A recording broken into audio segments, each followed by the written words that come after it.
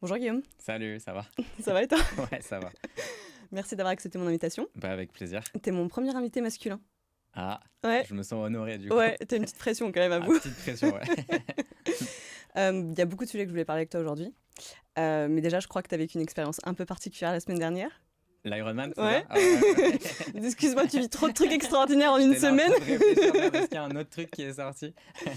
Et c'est un sujet qui m'intéresse beaucoup. Enfin, le Ok. sport, le mindset qui est autour de ça, la performance. Tu peux nous en parler un petit peu? Ouais, bah, il y a 1 an et demi, je m'étais lancé dans le sport d'ultra-endurance avec l'Ironman, donc il y a un triathlon très longue distance. En gros, tu fais 4 km de nage, Mhm. 180 km de vélo et un marathon.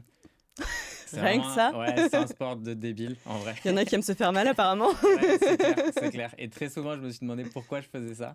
Ouais, c'est un sport que j'ai un peu découvert au moment où j'avais un petit peu plus de temps avec la boîte et j'avais besoin, je pense, d'un nouveau défi. Et Mm. comme j'ai toujours rêvé, tu sais, d'être sportif de haut niveau, comme je pense beaucoup de personnes qui ont fait du sport un peu à un niveau compétitif. Et donc là, je me suis dit, j'ai envie de me mettre dans un mood où je m'entraîne très sérieusement et tout. Et là, en fait, c'était un des Ironman qui clôturait un peu mon chapitre Ok. où je me suis vachement donné pendant 1 an et demi.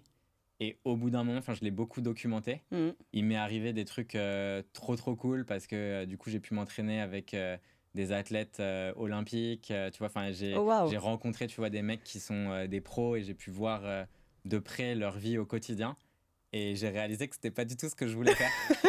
Et donc, Trop de sacrifices. ouais, trop de sacrifices. C'est pas trop la vie que j'ai envie de mener. En Mm. fait, moi, j'avoue que je suis un kiffeur quand même. Mm. Donc, j'aime la douceur de la vie. J'aime évidemment me dépasser. Mais je pense qu'avec le temps, je suis beaucoup moins dans l'excès, comme j'ai pu l'être. Je pense que j'ai une personnalité qui a tendance à avoir un peu des obsessions. Ok. J'ai commencé, tu vois, moi, je suis plutôt scientifique à la Mm. base. Donc, chimiste, je faisais de la synthèse de médicaments. Après, j'ai décidé de faire du business. J'étais vraiment à fond dans le business. C'est un truc qui me passionne. Là, je me suis mis un peu un chapitre sport, tout ça. Mm. Mais en fait, je me rends compte qu'il y a un moment où faut que j'apprenne un peu à doser parce que quand je fais les choses, parfois, je les fais un peu trop à fond. Ok. Et c'est pas l'équilibre que je recherche aujourd'hui, en fait. Ouais. Et du coup, t'as une idée du prochain chapitre? Chapitre kiff. Ouais. Et du coup, ça va ressembler à quoi? Bah, c'est juste un équilibre un peu. Enfin, je sais que j'adore le sport et j'ai toujours adoré ça. Donc Ouais. là, j'ai envie de retrouver le goût du sport sans la contrainte, tu vois, d'avoir un coach qui t'entraîne et qui te dit quel entraînement tu dois faire. Ouais. J'adore les voyages, j'adore l'entrepreneuriat, mais de façon dosée. Donc, je continue d'aider des entrepreneurs ou d'investir, tu vois. Ouais. Et après, je suis quand même actionnaire largement majoritaire de ma boîte, donc Mm. ça me prend quand même pas mal de temps. Et l'idée, c'est un peu de balancer ça avec des passions aussi un peu artistiques sur la musique et d'autres Ouais. choses que j'aime bien tester. Il y a beaucoup de sujets. Et justement, du coup, on va faire un bref résumé sur ta boîte quand même. Ouais, Donc, on n'est pas sur un podcast business, comme tu le ouais, ouais. sais. Mais du coup, tu as créé Lemlist Ouais, en 2018. 2018, c'est Ouais, ça. c'est ça. Et aujourd'hui, c'est une boîte qui est valorisée à 150 millions de dollars, je crois. Ouais, c'est ça. Et tu as fait un exit en 2021. Ouais, j'avais vendu, enfin, on a vendu 20% de la boîte pour 30 millions en gros, Ouais. à cette époque-là. Et vous étiez trois, c'est ça? Ouais, je suis tout seul là Là, depuis. tu es tout seul, Ouais, mais. en gros, juste après, les personnes avec qui j'avais lancé sont parties. Et du coup, moi, j'ai lâché un peu la partie opérationnelle depuis, en gros, je suis plus CEO depuis 7-8 mois. Ok. Ouais, Ah, je savais pas ça. ouais, je suis chairman maintenant, ce qui se traduit par l'homme-chaise, donc ça me va très bien aujourd'hui. Mais Mais du coup, tu peux nous expliquer un petit peu? le En... raisonnement de pourquoi j'ai fait ça ou... Ouais, pourquoi t'avais plus envie d'être CEO? Pendant combien de temps, du coup, t'as été seule? Ouais, en fait, moi j'ai été seul pendant en gros 3 ans, un truc comme ça à peu près. Ouais, balèze. Et en fait, j'ai recruté un COO à la base, Mm. donc quelqu'un pour gérer les opérations, Charles, qui est super intelligent, vraiment mec brillant. Et j'arrivais à un stade où je pense que pour Charles, plus il prenait les gens en charge et plus il était impliqué, tu vois, dans des deals, dans des choses importantes au Mm. niveau de la boîte. Et je pense que c'était important, tu vois, de montrer aussi que j'avais une confiance absolue en lui. Et moi, j'avais cette envie aussi de me détacher un peu de l'opérationnel et de l'acter, tu vois, pour la boîte. Parce Ouais. qu'en fait, ça faisait toujours un peu doublon. Les gens venaient me voir, les gens venaient le voir Ah, aussi. ouais. Donc, c'était pas forcément super clair. Et j'avoue que j'ai pas. En fait, je pense que là, depuis quelques années, enfin, en tout cas depuis 1 an, j'essaye d'être vachement moins attaché à des choses qui sont liées à mon ego, tu vois. Et Ok. donc, c'est très. Et c'est un peu aussi la démarche que j'ai eue avec l'Ironman, parce qu'au départ, mon objectif, c'était de terminer les championnats du monde, tu vois, d'aller faire un truc Mm. encore ultra ambitieux et tout.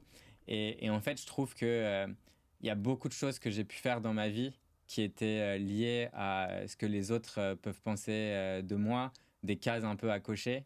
Et en fait, aujourd'hui, j'essaye d'être plus connecté, tu vois, avec mon intuition Mm. et ce que j'ai envie de faire, et sans forcément toujours réfléchir à la vie d'autres personnes qui en fait sont pas les gens qui vivent ma vie au quotidien.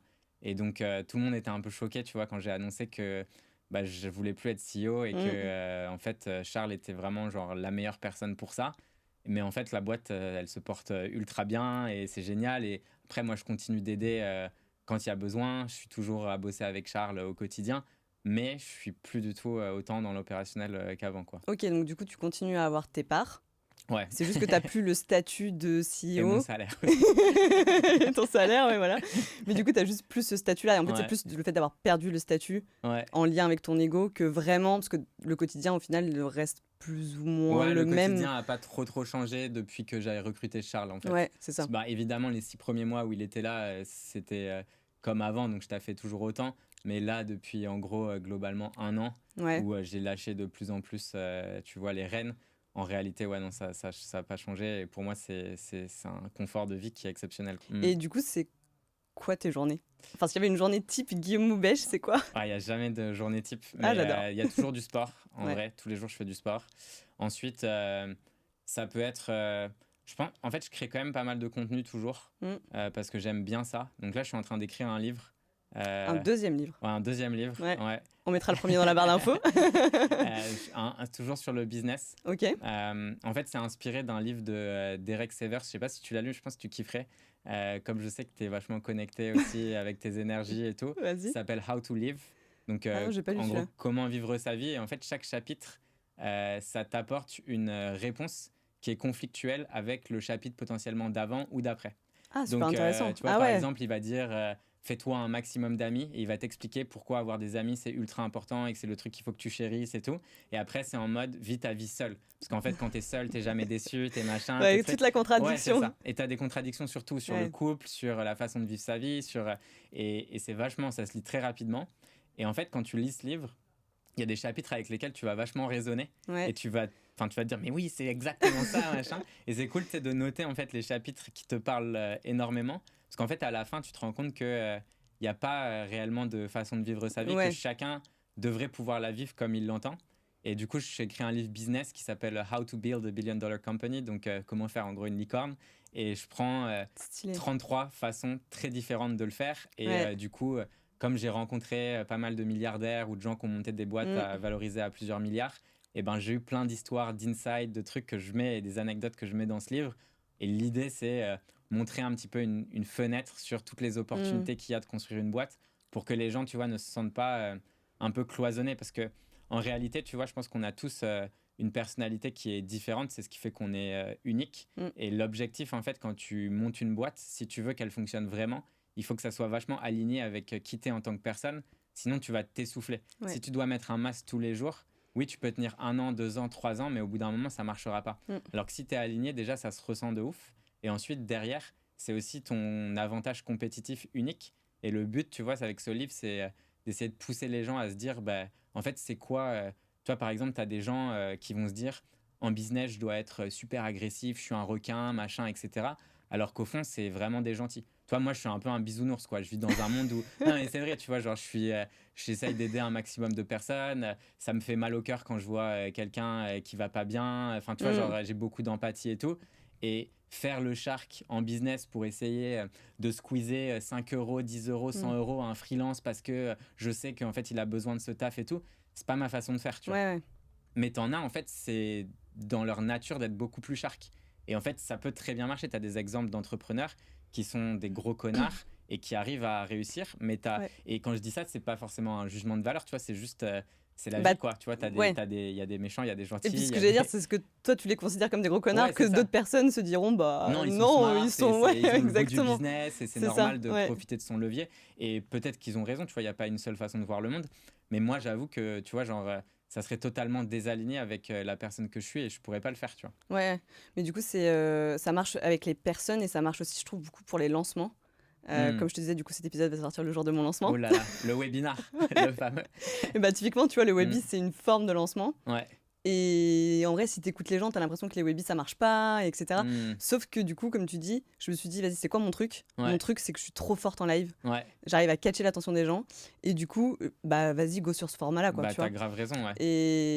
Mais du coup, c'est marrant parce que pendant très longtemps, j'ai aussi cru ce truc de non, mais en fait, il y a quand même des tendances, faut faire des challenges et machin. Et tu vois, par exemple, le challenge, moi, Ça mais te saoulait? never. Non, mais Ouais. never, je ferais ça. J'ai jamais fait ça, mais never, je ferais ça. Hmm. C'est quoi ta vision par rapport au challenge, du coup? Enfin, genre, c'est quand tu vois ça chez quelqu'un, tu te dis quoi? Je me dis que déjà, c'est épuisant. Ok. Et mon énergie, c'est trop précieux. Ouais. Je me dis que c'est épuisant. Je me dis que ça brasse beaucoup trop de monde aussi. Hmm. Moi, je préfère pas avoir beaucoup de monde, mais que ça soit qualitatif, que les filles, elles suivent vraiment le truc et qu'il y ait des vraies retombées et que ça parle vraiment. Mon but, c'est de transformer la vie des gens. Hmm. Et pour moi, tu peux pas transformer la vie de 1000 personnes en même temps. Ce n'est pas possible. Ouais. Donc, en fait, je préfère avoir moins de gens. Comme tu sais, c'est pas mon seul business, donc je peux me le permettre aussi. Mais moi, c'est que la qualité tout le temps. Et du coup, le Webby, ça crée tout de suite le premier lien. Je réponds aux questions aux filles en live, tu vois, Ouais. et ça me parle vraiment. Bah, tu Alors construis que énormément de confiance en plus. ouais, bah, Mm. le podcast m'aide aussi beaucoup, Ouais. parce que les filles, du coup, elles me voient sous un jour qu'elles me voient pas forcément sur Insta. Hmm. Mais c'est vrai que le challenge, tout le monde parle des challenges depuis, je sais pas, genre des mois, voire peut-être même maintenant 1 ou 2 ans. Et à chaque fois, j'étais en mode, mais non, mais ça a l'air Non. l'enfer ce truc. Genre, tu sais, le truc de gamifier, je sais pas quoi, et puis au final, tu suis tel jour. Et puis j'ai vu tellement de personnes faire ça qui étaient à bout. Ouais. Et moi, un peu comme toi, genre mon lifestyle, c'est trop important. Et en fait, je me vois pas rester dans ma maison à Bali pendant une semaine à charbonner toute la journée sur un Discord. Non, en fait, laisse-moi aller à mon Pilate, laisse-moi aller voir mon matcha sur la plage et, Et kiffer un et peu. kiffer un peu. Ouais, Ouais. franchement, je trouve que c'est super important. Et donc, du coup, on va reprendre un petit peu la base de ta vie, parce qu'en fait, c'est quelque chose qui m'intéresse énormément. Ouais. C'est de comprendre, il y a quand même des profils un peu types, selon moi, qui réussissent plus ou moins. Et toi, tu viens d'un milieu pas forcément hyper aisé de base. Et je crois que tu as une grosse histoire avec ton papa. Ouais, on avait lancé un business Ouais. ensemble. Ouais, en gros, enfin, moi, en réalité, j'ai manqué de rien, tu vois. J'ai Ouais. pas envie de faire comme si, tu vois, je venais d'un milieu archi pauvre Ouais, et tout. ouais. Mes parents, ils travaillaient tous les deux. Après, mes parents, ils ont juste pas fait d'études. Tu vois, ma mère, elle a pas eu le bac, donc elle bossait aux impôts, elle était pas très bien payée. Mm. Et mon père, lui, il était graphiste, donc c'était très aléatoire. Il travaillait beaucoup, tu vois, mais il se faisait un peu marcher dessus et ça n'a jamais été quelqu'un de bon en business. Il était toujours plus créatif. Mm. Et moi, j'ai vu un peu comment les gens créatifs dans ce monde, ils se font un peu marcher dessus. Parce que ce qui arrivait plusieurs fois à mon père, c'est que parfois, il bossait, tu vois, pour des restos, des hôtels, pour faire, par exemple, des menus, des sortes de prospectus, des trucs comme ça. Et ça arrivait que les gens ne veulent pas le payer alors qu'ils utilisaient son travail et qu'ils étaient là en mode, bah, en fait, fais-moi un procès, tu vois. Et la réalité, c'est que quand tu es indépendant et que tu n'as pas beaucoup d'argent, faire un procès, ça veut dire prendre des avocats et que ça coûte super cher. Et du coup, en fait, il ne le faisait pas, tu vois. Et ça, moi, ça me rendait assez ouf. Et du coup, moi, mes études, en gros, j'ai commencé par la fac où je bossais pas mal pour faire de l'argent. Donc, j'ai un peu fait tous les métiers, manutentionnaire, vendeur, prof. Enfin, bon, j'ai un peu tout fait. Et après, mon envie de toujours, je pense que c'était d'être dans le business. Ok. En fait, j'ai mon meilleur ami avec qui j'ai grandi. Ses parents, ils m'amenaient souvent en vacances, tu vois, parce que avec mes parents, on partait pas trop, enfin, tu vois, dans des endroits sympas. On allait plutôt chez mes grands-parents. Ouais, Voilà. on connaît bien. On connaît. Et du coup, mon meilleur pote, lui, m'amenait dans des endroits différents et c'était vraiment trop génial à chaque fois. Et du coup, ses parents, eux, c'était des gens... son père, il était super investi dans l'immobilier. Sa mère, c'était pareil. Elle lançait des business, des restos, des machins, des trucs. Et il y avait toujours plein d'actions. Et je trouvais que c'était genre génial cette vie. Et donc moi, j'ai toujours été attiré par ça. Mais pour mes parents, tu vois, en fait, les sciences, c'était vraiment genre ce qu'il fallait faire. Parce qu'avec des sciences, tu pourras toujours tout faire.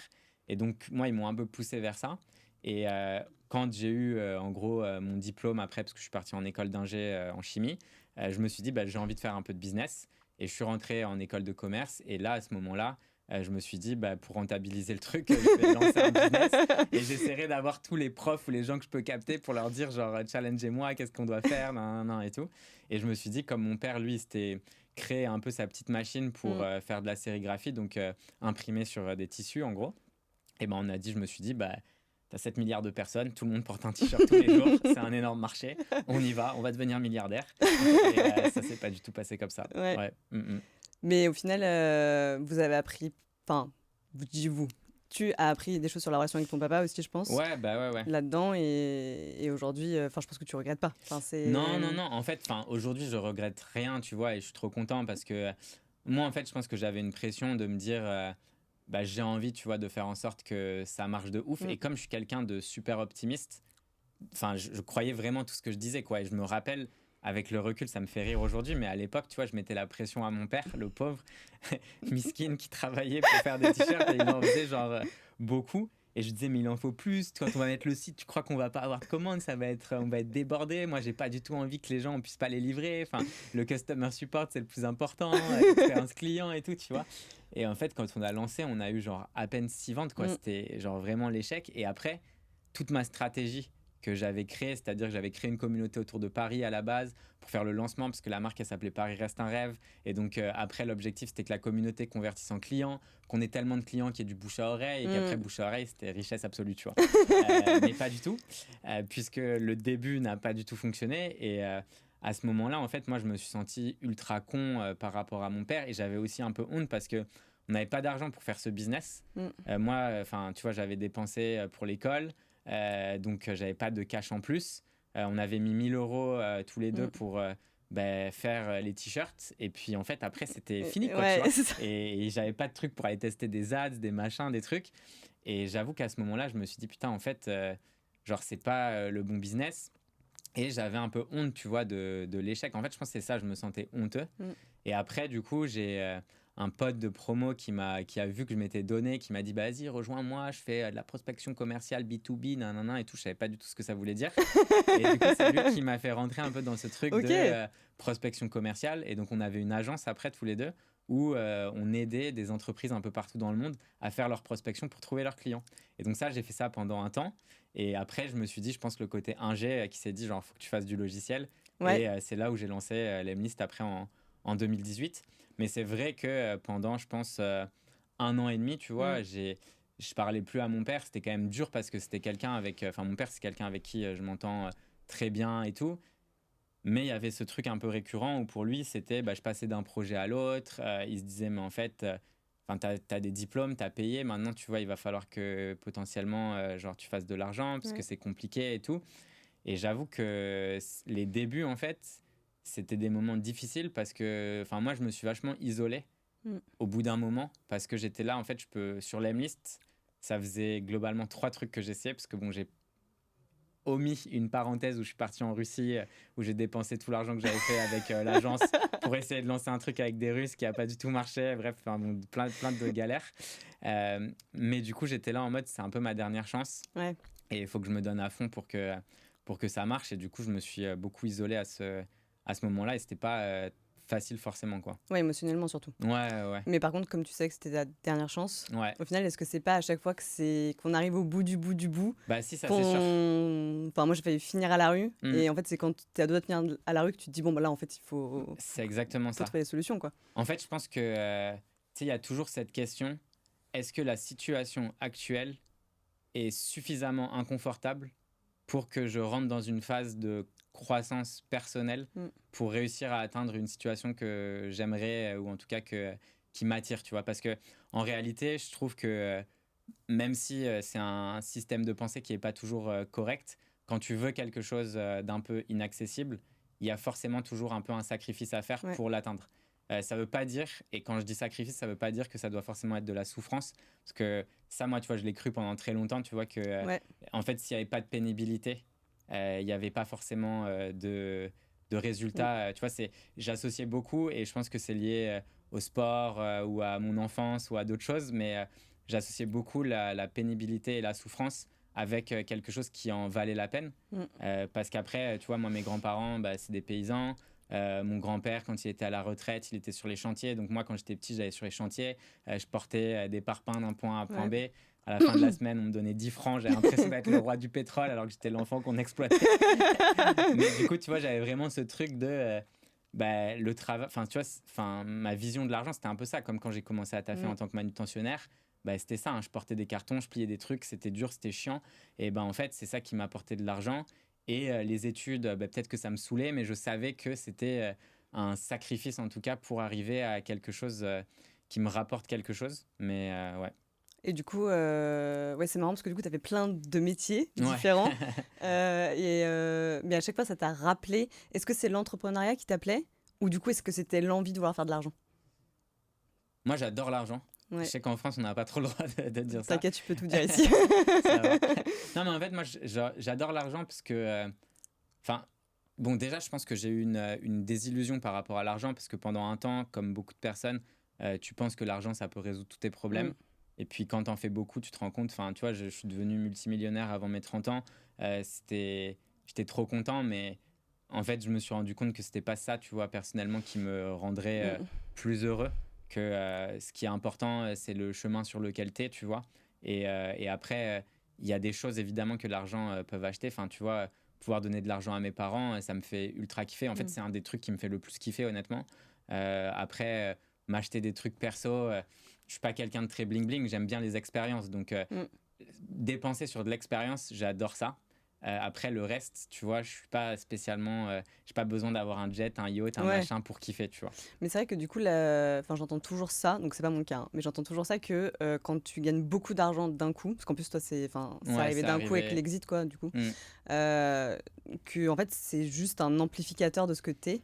Et qu'en fait, si de base, t'es quelqu'un qui est pas spécialement matérialiste, comme tu dis, qui préfère les expériences, ce genre de choses, normalement, il n'y a pas un trop gros décalage qui se fait, quoi. Donc, du coup, t'en es la preuve. Ouais, moi, de mon côté, j'avoue que c'était pas... En fait, c'est pas ça qui m'a... Je trouve que l'argent, en fait, ça te permet de résoudre plein de choses liées au temps, tu vois, des choses que tu n'as pas envie de faire, que tu peux plus facilement déléguer. Il y a des choses, tu vois, que tu peux potentiellement offrir à tes proches et qui vont leur faire plaisir. Et ça, c'est très cool, mais ça reste un outil, en fait. Et après, j'avoue qu'à ce moment-là, moi, je me suis posé beaucoup de questions aussi sur la vie, tu vois, de façon générale, parce que en réalité, on est quand même dans une... bon, je sais pas si on doit utiliser le terme la matrice et tout, tu vois, parce que c'est un peu... Il y a beaucoup de gens qui parlent de ça, de sortir de la matrice, etc. et tout. Mais en réalité, je trouve que c'est un peu vrai. C'est que, tu vois, on est dans une société où on a une éducation, on doit aller à une heure très spécifique à l'école, on sort à une heure très spécifique. On est mis avec des gens de notre âge dans des classes où on doit tous apprendre à la même vitesse tous les sujets différents, alors qu'on est tous potentiellement déjà très différents. Donc, le système scolaire, c'est très bien, tu vois, on apprend plein de choses et il y a du bon dedans, il y a du bon dans le respect des règles, vivre en société et tout, et je pense qu'il y a plein de choses positives. Mais il y a aussi un côté très...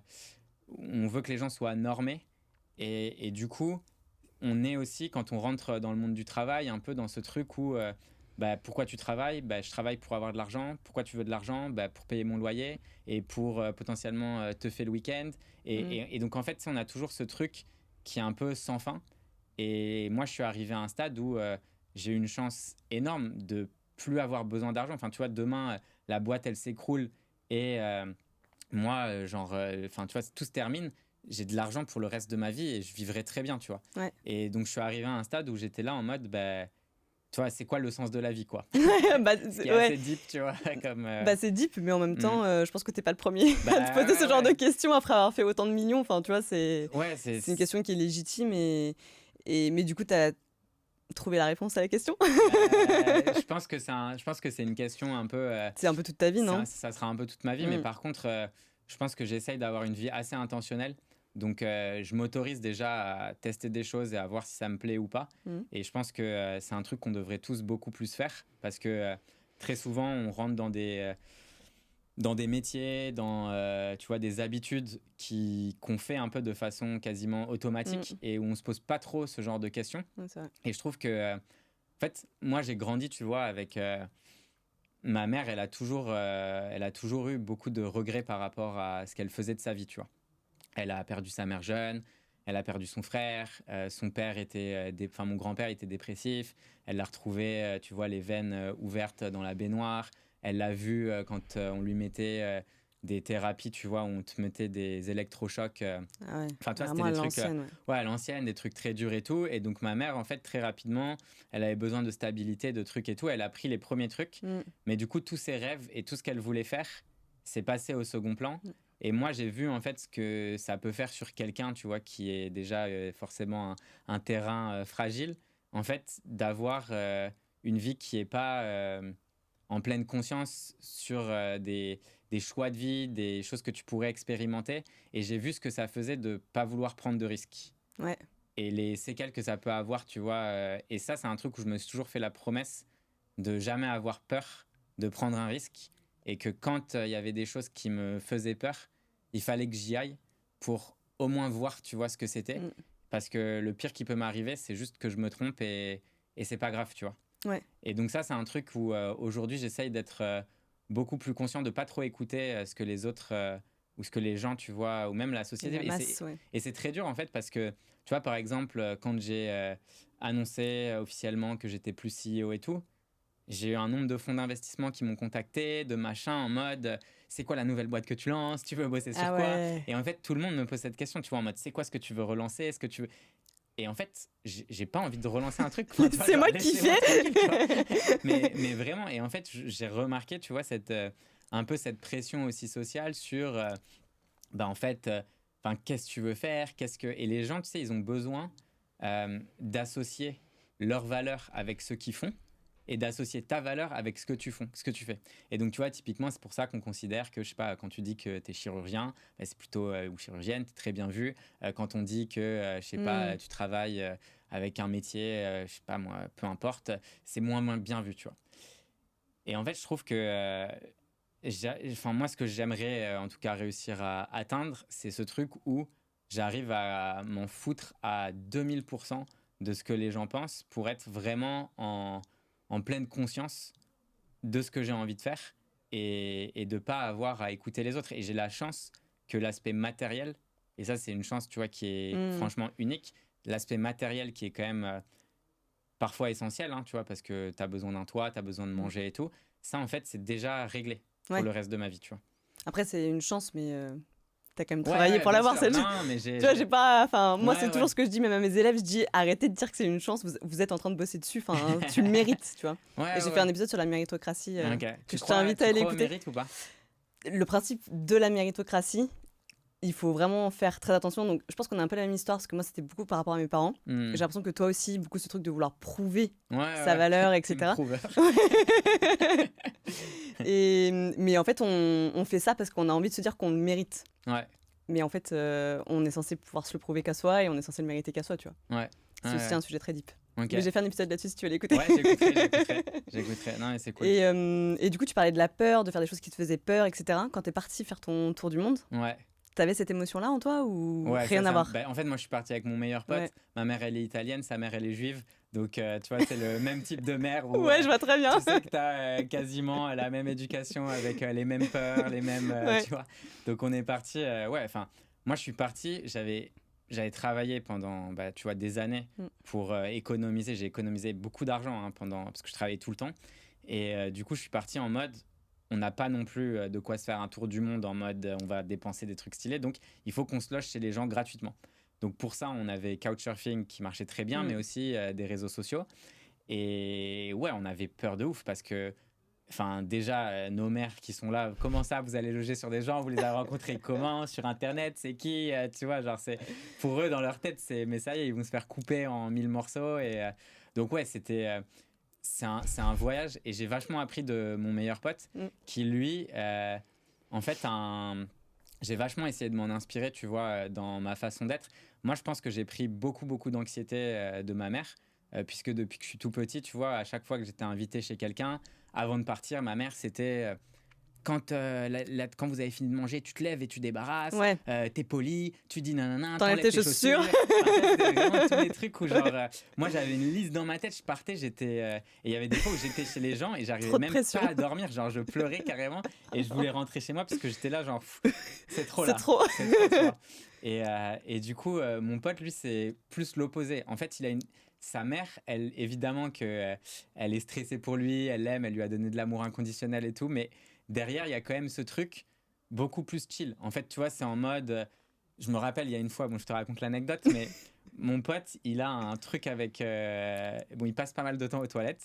Et ses parents, quand j'avais 17 ans, c'était la première fois que... ouais, je prenais l'avion pour quitter le continent. Et du coup, genre, on partait aux États-Unis. Ok. Et donc moi j'étais genre trop content de voyager aux États-Unis, mais c'est l'avion, donc tu vois je respecte les hôtesses, elles disent un truc, j'ai ma ceinture pendant 14 heures, enfin tu vois genre vraiment.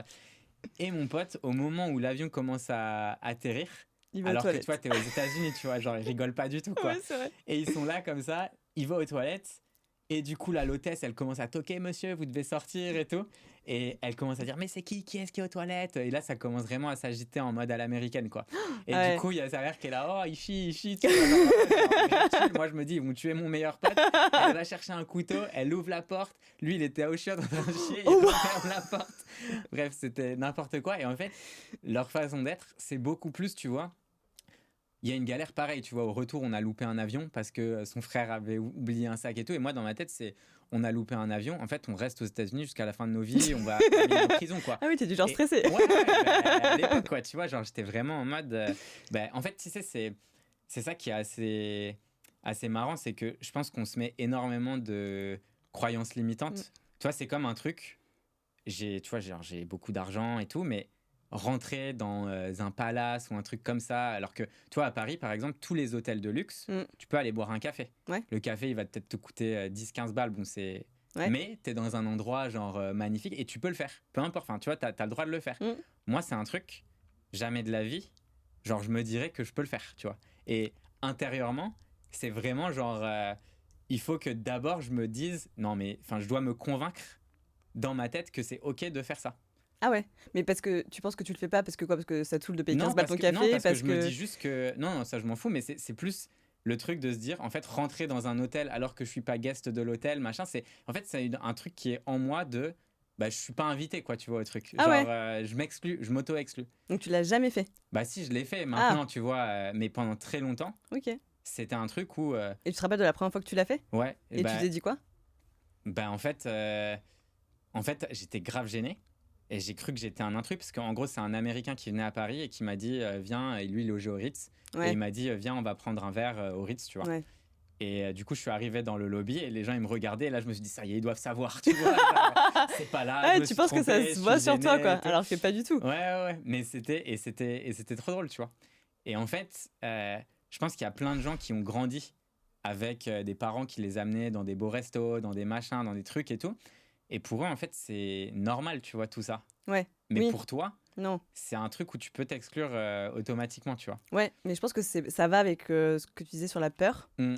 Et j'ai remarqué qu'en final, chaque première fois, c'est toujours la plus dure. Ouais, c'est clair. Mais pour tout, pour que ce soit Mm. pour le business, pour les relations, pour le voyage.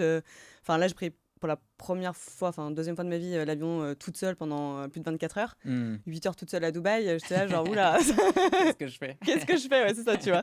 Donc, je pense que c'est normal, mais c'est toujours, justement, ce que tu disais, finalement, si ça te fait peur, il faut que tu le fasses. Il faut que tu y ailles. Ouais, Ouais, il faut que tu le fasses, tu vois. Donc, Ouais. c'est trop bien que tu aies fait ça, quoi. Ouais. Et du coup, ton meilleur ami avec qui ça fait le tour du monde, c'est ton meilleur ami. Depuis, on se connaît depuis ouais. que je suis né. Celui avec qui tu partais en vacances Ouais, on avec a les grandi parents. ensemble. Trop stylé. Et du coup, Ouais, c'est ouais. toujours. Ouais, T'as réussi à toujours. garder ton Ouais. entourage d'origine, entre guillemets, faut ce que je veux dire. Ouais. Moi, je suis pas. En fait, je sais qu'on dit beaucoup. Tu sais, quand tu évolues, il y a forcément des gens qui vont te tirer vers le bas dans ton entourage, etc., etc. D'une certaine. Enfin, je suis assez d'accord avec cette analyse, mais pas à 100% non plus. C'est-à-dire que oui, il y a des gens, quand toi, tu grandis vite, quand tu as plein d'expériences différentes et tout, tu leur rappelles un peu que eux sont potentiellement toujours à la même place, qu'ils évoluent pas. Et donc, certains vont ou peuvent avoir de la jalousie. Mais je trouve que c'est quand même vachement important de garder déjà des amis qui te connaissent depuis longtemps parce que tu partages quand même beaucoup de choses, tu as des valeurs qui sont communes avec les gens. Moi, je suis quelqu'un qui est très fidèle, tu vois, en amitié. Et enfin, Seulement en amitié. non, mais je suis quelqu'un de fidèle, tu vois, de façon générale, c'est une valeur qui est importante pour moi, Ouais. la fidélité. Après, pour d'autres, ça veut rien dire et c'est ok, tu vois, chacun peut avoir ses valeurs et il y a aucun jugement là-dessus. Mais je pense que quand on évolue, tu sais, dans un monde où on parle beaucoup de développement personnel, on parle beaucoup de la meilleure version de soi-même. Et c'est vrai que parfois, je trouve que ça va un petit peu trop à l'extrême et qu'il faut faire attention au côté trop auto-centré et narcissique de je suis la meilleure version de moi-même et les autres sont pas assez bien pour moi. En fait, il y a des fois, les autres, ils sont là pour te rappeler qu'il faut que tu redescendes un peu et c'est OK, tu vois. Et ça veut pas dire quand les gens juste te rappellent des choses un peu basiques qu'ils veulent forcément te tirer vers le bas, tu vois. Et c'est aussi pour ça, et la raison pour laquelle je te dis ça, c'est parce que j'ai rencontré beaucoup de personnes qui sont beaucoup, beaucoup plus riches que moi, et c'est aussi ça qui m'a fait réaliser des choses, tu vois, des gens milliardaires, etc. En fait, je me rends compte qu'il y en a beaucoup qui sont très, très seuls. Et qui sont très, très seuls parce qu'en fait, et ces gens-là, tu vois, qui te donnent ces conseils de... genre non, il y a toujours des gens qui veulent te tirer dans le dos, machin, qui profitent, qui ci, qui ça. C'est des gens, en fait, qui sont isolés, tu vois. C'est pas des gens qui sont nés seuls. C'est des gens qui avaient un groupe et plutôt que de se dire... Moi, c'est ce que j'essaye de faire, tu vois, dans mes groupes d'amis. Et de toute façon, je pense que c'est un peu ma mentalité de manière générale. Mais j'essaye toujours de voir comment je peux aider les gens pour les aider à accomplir, en gros, leur plein potentiel. Et donc... j'ai toujours voulu aider mon meilleur ami à lancer des business, à faire des choses. Tu vois, après, je sais que tout le monde n'a pas envie de lancer des business, donc il ne faut pas aussi forcer les gens. Ça, je l'ai un peu fait aussi. Mais donc, tu vois, tu apprends. Mais par contre, tu vois, être là pour les gens qui te connaissent depuis super longtemps, je trouve que ça a quand même beaucoup de valeur. Et c'est... Ouais. Et on va passer sur la partie un peu investissement, parce que ça m'intéresse quand même beaucoup.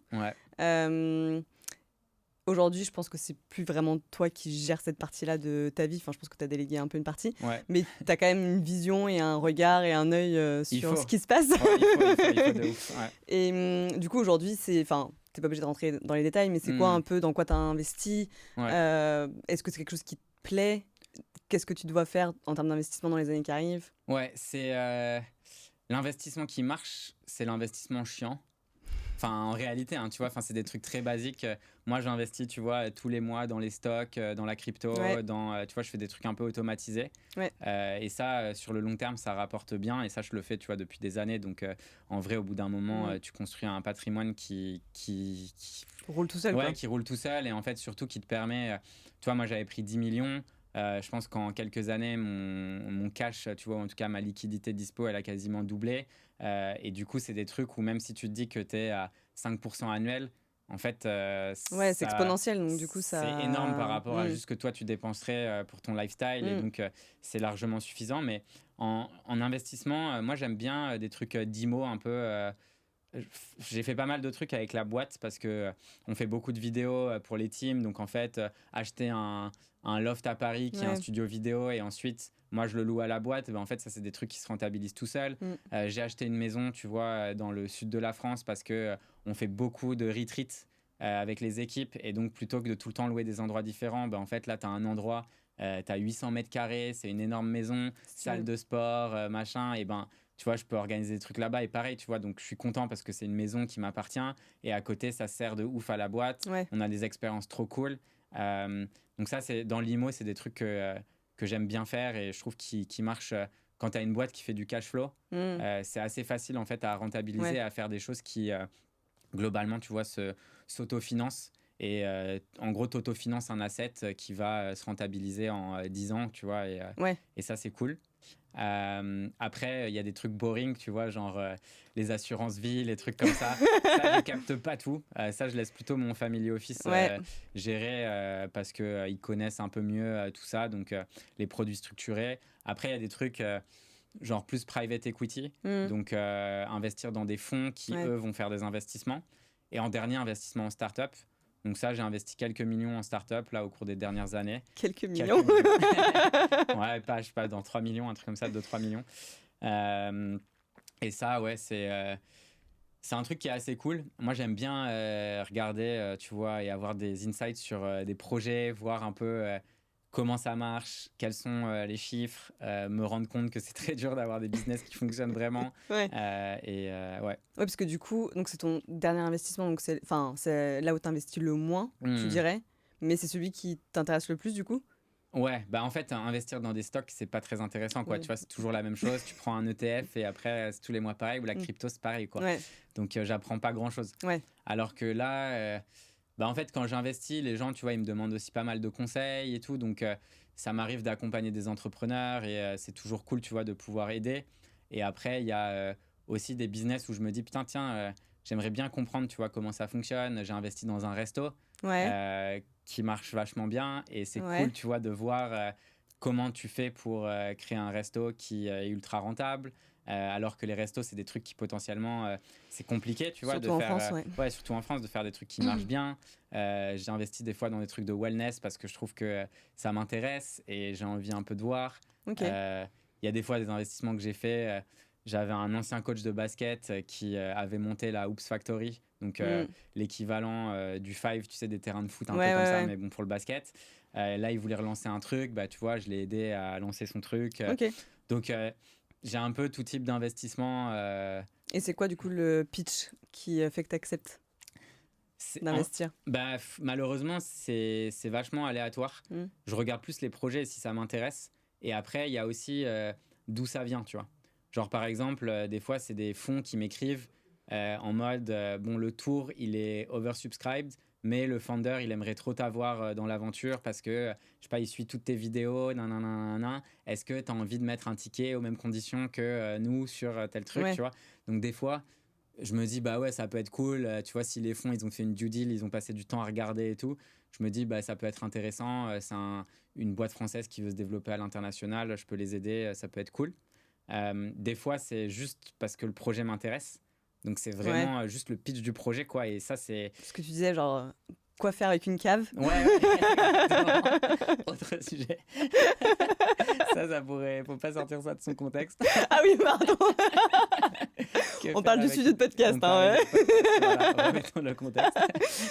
Et Non, du c'est coup, ce que tu disais, c'est genre, en fait, ce que t'aimes bien, c'est genre partir d'un projet et qu'est-ce qu'on en fait ouais, c'est ça. et vers où on peut l'emmener. Ouais, exactement. Et je trouve, en fait, c'est ce que j'adore.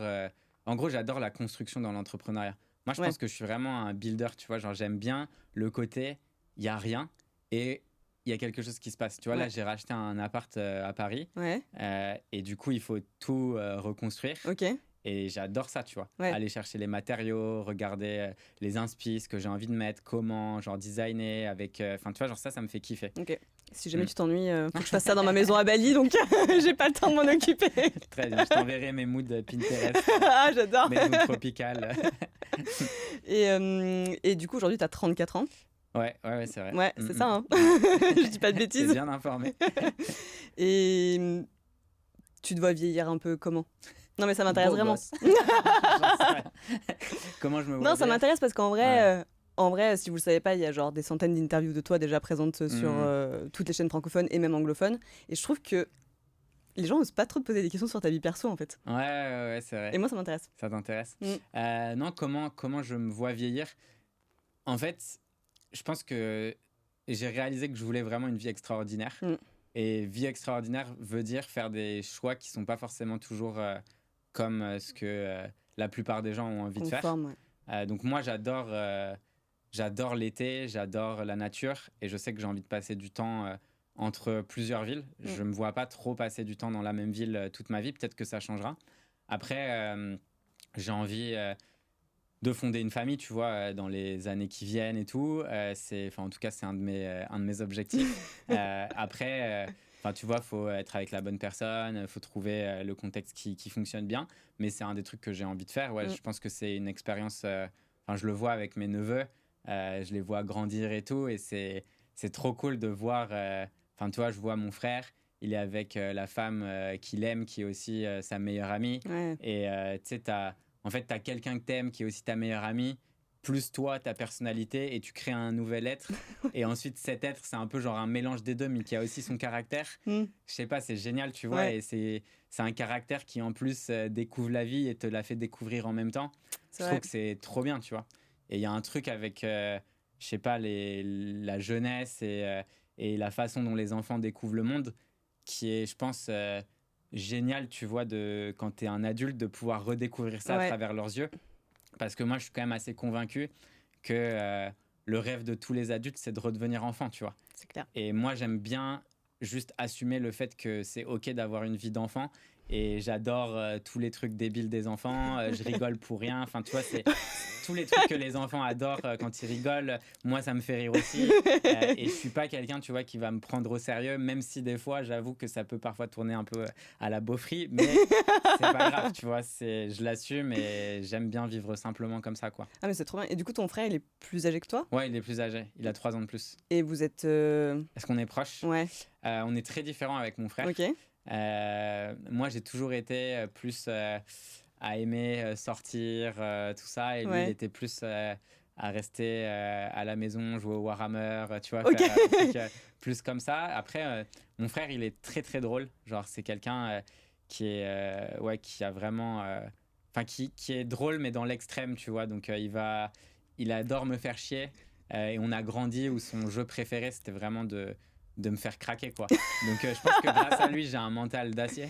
Ouais. Parce que les jeux de mon frère, c'était... Ouais, c'était hard. Ouais, c'était hard. Mais du coup, on s'entend très bien, mais on se voit pas ultra fréquemment. On doit se voir peut-être une fois tous les mois, tu vois. Ah, mais ça va. Ouais, bah je sais pas, c'est... Bah, tu parles à quelqu'un qui vit à l'autre bout du monde et qui voit jamais sa famille. C'est vrai. Ouais, je pensais que t'allais me dire que tu le voyais une fois par an, tu vois. Quand je suis à Paris, je le vois une fois par mois. Ah, mais c'est cool quand même. Donc après, je pense que j'ai mes neveux aussi. Mais après, quand je suis à l'étranger, bah, forcément, je le vois pas, mais on s'appelle quand même, on fait des visios. Des FaceTime, ça c'est l'avantage. Ouais, c'est et d'ailleurs, tu me disais que finalement, tu passais pas vraiment autant de temps que ça en France. Ouais. Et que tu aimais bien aller t'exiler quelques mois, je pense, pour t'introspecter, pour apprendre, pour souffler un peu, etc. Ouais, et pour kiffer. Et tu n'as jamais voulu investir à l'étranger, du coup? En fait, en IMO, je trouve que... mais après, ça, c'est un truc, je pense qu'il y a aussi une partie où je connais pas assez. Mais en Afrique du Sud, je regardais un peu pour acheter, j'ai visité des maisons et tout. Mais la réalité, c'est que comme tu n'as pas forcément de levier bancaire, là-bas, et que tout ce que j'achète en France, en général, je l'achète avec de la dette. Je trouve que ça s'autofinance. Enfin, tu vois, c'est assez facile. En Afrique du Sud, il y avait quand même, tu vois, cette question de dire, comme c'est un pays que j'aime beaucoup, mais où je sais que le régime, il n'est pas forcément ultra stable. Enfin, une fois sur deux, il nous annonce des dingueries, et du coup, le cours du rand, de la monnaie locale, il peut perdre ou gagner genre 30%. En fait, ton bien, instantanément, tu vois, sa valeur, elle change aussi. Donc... non, je me suis jamais chauffé. En fait, j'ai un peu une vision sur l'immobilier de gros schizo parfois, où je suis super excité par l'immobilier, j'adore détenir des trucs. Et après, dans les maisons ou les endroits que j'ai, il y a une galère.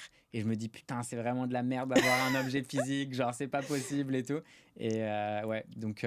Ouais, du coup, c'est marrant parce que je vais te sortir de ta zone de confort, mais du coup, c'est contradictoire, je trouve, avec ce que tu as dit avant.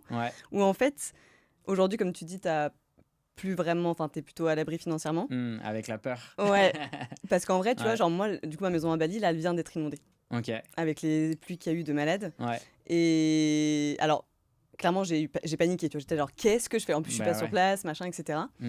Mais au final, je trouve que c'est quand même un kiff d'avoir de l'IMO à l'étranger.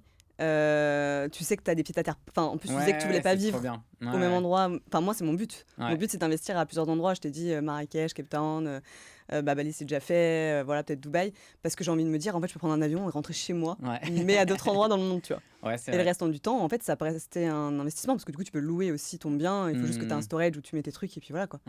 Ouais, bah, c'est un bon point. Je vais peut-être te chauffer à changer.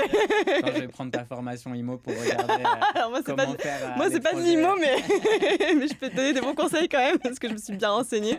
Mais ouais, c'est vrai que c'est intéressant. Puis, tu vois, je te disais, Bali, en vrai, c'est un gros risque, parce que c'est pas du tout à moi. Enfin, le terrain appartient à l'Indo, enfin, tu vois, jusqu'à la fin. Enfin, c'est son terrain à lui, quoi. Ça sera jamais le mien.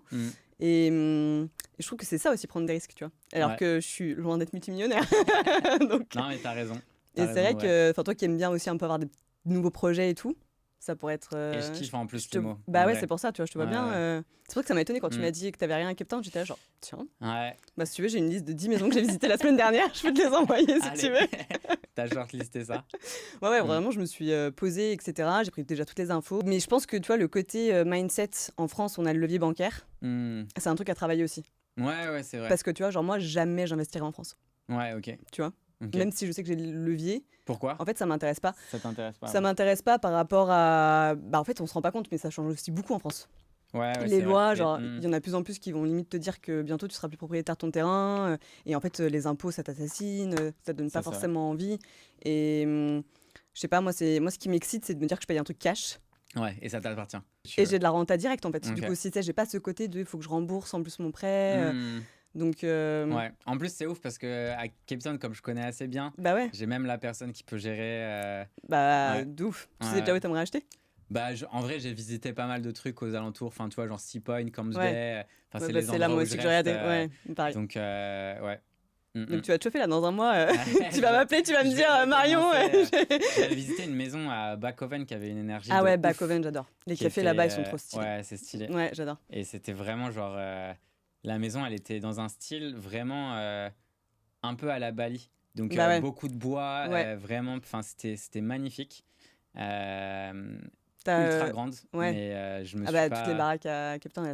elles sont balèzes quand Ouais, même. elles sont bien. Et t'as Landano, là. Ouais, ça, Ouais, je te verrais bien là-bas, tu vois. ouais. Je m'étais dit parce que du coup t'as la plage des surfeurs en Ouais, bas. c'est cool. Et Ouais, du c'est coup, vrai. tu peux aller surfer le matin, faire ta life, Mm. sport, etc. Ah, c'est stylé. Et du coup, quand t'es là-bas, t'es genre. Enfin, du coup, t'as des amis. Ouais. Mais du coup, sinon, t'es globalement seul parce que du coup, t'as pas ta famille. Ou alors tes parents viennent avec toi, des fois, je sais pas. Non, non, non. Non, ouais. Non, ouais, je suis. En fait, à la base, j'allais avec un pote entrepreneur. Mhm. On se faisait un peu nos. En fait, pendant pas mal d'années avec ce pote-là, on était toujours ensemble et c'était. Le matin, on se disait sur quoi on allait bosser. Le midi, on se faisait un récap. Et le soir, on se faisait un autre récap. Mm. Et ça nous aidait, tu vois, si on avait des galères, des machins, des trucs. Et on se mettait des tunnels. Et donc ça, franchement, c'était très cool. Et puis, lui, après, il avait sa meuf là-bas un peu plus sérieusement et tout. Donc, moi, j'étais la troisième roue du carrosse. Donc, lui, il a voulu prendre un peu plus un endroit. Et du coup, j'ai fait une année solo. Ok. J'ai trop kiffé être solo. Ouais. Et donc, j'ai refait après une autre année. Et après, j'ai mes potes. Hein, donc, Oui, maintenant. je vois plein de gens et tout. Mais c'est un mode de vie que j'aime bien parce que tu es proche de la nature. Tu fais un peu ta vie et t'es au soleil et tu kiffes et il y a en même temps ce côté très ville européenne où il y a plein de cafés, endroits où tu peux sociabiliser et c'est Ouais. très cool. Mm. Ouais, et du coup, tu vas pour écrire ton livre? Genre là, quand tu y retournes? Mon livre il est quasi fini là, Ok. donc je vais Il lancer. va sortir quand, tu sais? En fait, ce que je vais faire là, c'est que je vais ouvrir. C'est une idée un peu particulière, mais bon, on va voir si ça marchera ou pas. Mais en gros, je vais publier sur les réseaux, proposer aux gens d'être co-auteurs du livre. Ok. Et l'idée, c'est que j'ai déjà en fait quelques co-auteurs qui sont soit des mecs qui ont construit des billions de dollars, soit des gens qui étaient early employees dans ces compagnies. Ouais. Et le but, c'est que chaque personne qui donnera du feedback sur le livre ou rajoutera une anecdote ou machin, etc., sera co-auteur. Ouais, ok. Et le but, c'est qu'après, au moment du lancement, potentiellement, tous les gens qui ont donné du feedback ou qui étaient co-auteurs, bah, je leur enverrai un livre dédicacé et après, ils pourront aussi publier et le pusher, quoi. Ah, c'est stylé, ouais. Ouais. C'est genre une espèce de communauté de... Ouais, c'est ça. C'est exactement ça, ouais. Ok, et du coup, tu as principalement des gens qui sont francophones aujourd'hui dans ton environnement, tu dirais? Non. Ou... Non, ouais. Ouais, c'est très international. Ouais, et du coup, c'est... On sait que ta boîte a explosé aux États-Unis. Je sais pas trop s'il faut faire la promo des États-Unis en ce moment, surtout que j'ai dit il y a pas longtemps aussi, mais... Ouais. Et du coup, aujourd'hui, c'est toujours le cas? Qu'on est beaucoup aux États-Unis. Ouais, enfin, je veux dire, c'est quoi le rapport... Le ratio de clients. Ouais. Bah, c'est la majorité en cash du business, il vient des US, ouais. Ouais, c'est ouf, hein. Ouais. Ouais. Mais on paye nos impôts en France. Ouais, d'ailleurs, j'avais entendu une anecdote quand t'avais cash out, t'avais payé genre 700 000 euros d'impôts, un truc comme ça, non? Ouais, un peu plus, ouais. Un peu plus, ouais. Ouais. Et là, j'ai repayé un peu plus d'1 million sur une autre affaire que j'ai fait. Bah, c'est bien, au moins, t'aides bien la France. Ouais, Surtout pour pas y passer tant de temps que ça. Non, mais c'est cool, je vois que les députés, ils ont l'air de se faire kiffer. Ils font des bons repas et tout, genre ils sont bien. Non, c'est chaud, ça. C'est pas un truc qui te fait... Pas switcher, mais qui, tu sais, tu te dis, en fait... En fait, moi, je suis quelqu'un qui est... Enfin, j'essaye d'être le plus pragmatique possible. j'ai bénéficié du système français. Je suis quelqu'un qui a eu la chance de pouvoir toucher des APL. Quand j'étais à la fac, j'ai eu la bourse au mérite pour aller à l'étranger étudier. Quand j'ai commencé la boîte, j'ai pu être au RSA. Donc en fait, payer des impôts et faire en sorte qu'on arrive à avoir un système public qui fonctionne et tout, moi je suis 100% pour. Mm. Payer plus d'impôts, tu vois, c'est un truc où genre je suis même OK de pouvoir en discuter et de se dire bah, très bien, pourquoi on paye plus parce que le constat, en gros, le constat de notre pays aujourd'hui, c'est que pour moi, les inégalités, elles sont trop élevées et le SMIC, il est beaucoup trop bas, tu vois. Les salaires minimums, il y a trop de gens qui galèrent. La narrative de dire que tu as des gens qu'on est un pays d'assistés, qu'il y a des gens au chômage qui profitent, tu as des gens qui prennent des aides et qui sont genre les boulets de la société, etc. La réalité, c'est que ça, c'est vraiment une minorité.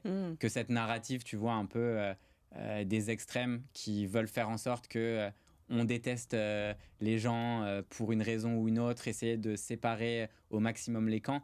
Ça marche pas. Enfin, tu vois, moi, j'ai grandi dans un milieu qui était très mélangé, avec toute classe, tu vois, sociale et socio-professionnelle.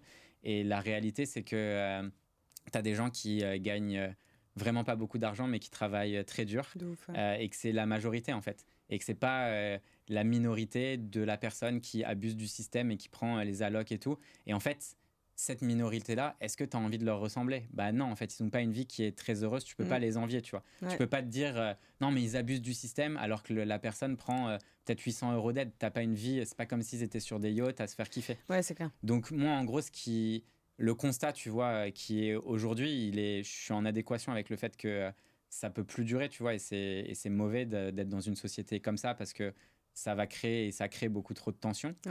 Par contre, je suis totalement contre le fait de dire que les riches sont les méchants, les riches sont les voleurs, alors que en réalité, enfin, toi, moi, mon business, je l'ai construit quasi seul. Bah ouais. Tu vois, pour faire un truc à l'international, j'ai volé de l'argent à personne. Toutes les personnes que j'emploie sont payées au minimum 2,5 à 3 fois le SMIC. Tu vois, genre, je donne des actions à mes employés pour que si un jour il y a une revente, ben, en fait, ils puissent faire entre 100 000 euros et plusieurs millions. Donc, en fait, moi, je suis, tu vois, pour une répartition plus équitable des richesses. Par contre, ce que je n'accepte pas trop aujourd'hui, c'est qu'en fait, tu as 1% de la population française, donc même pas de la population active, hein, de la population française, tu as 680 000, un truc comme ça, élus. Donc tu as 680 000 personnes qui sont payées par nos impôts. En ratio par rapport à la Suisse, c'est 2,5 fois d'élus par habitant versus ce qu'il y a en Suisse. Ce qui veut dire que la Suisse, qui est un pays qui dépense en gros 33% de son PIB pour faire fonctionner le côté public, et elle fonctionne très bien. Tu ne pourras pas me dire là comme ça de tête, je suis sûr que tu n'arriveras pas à me nommer un responsable politique suisse.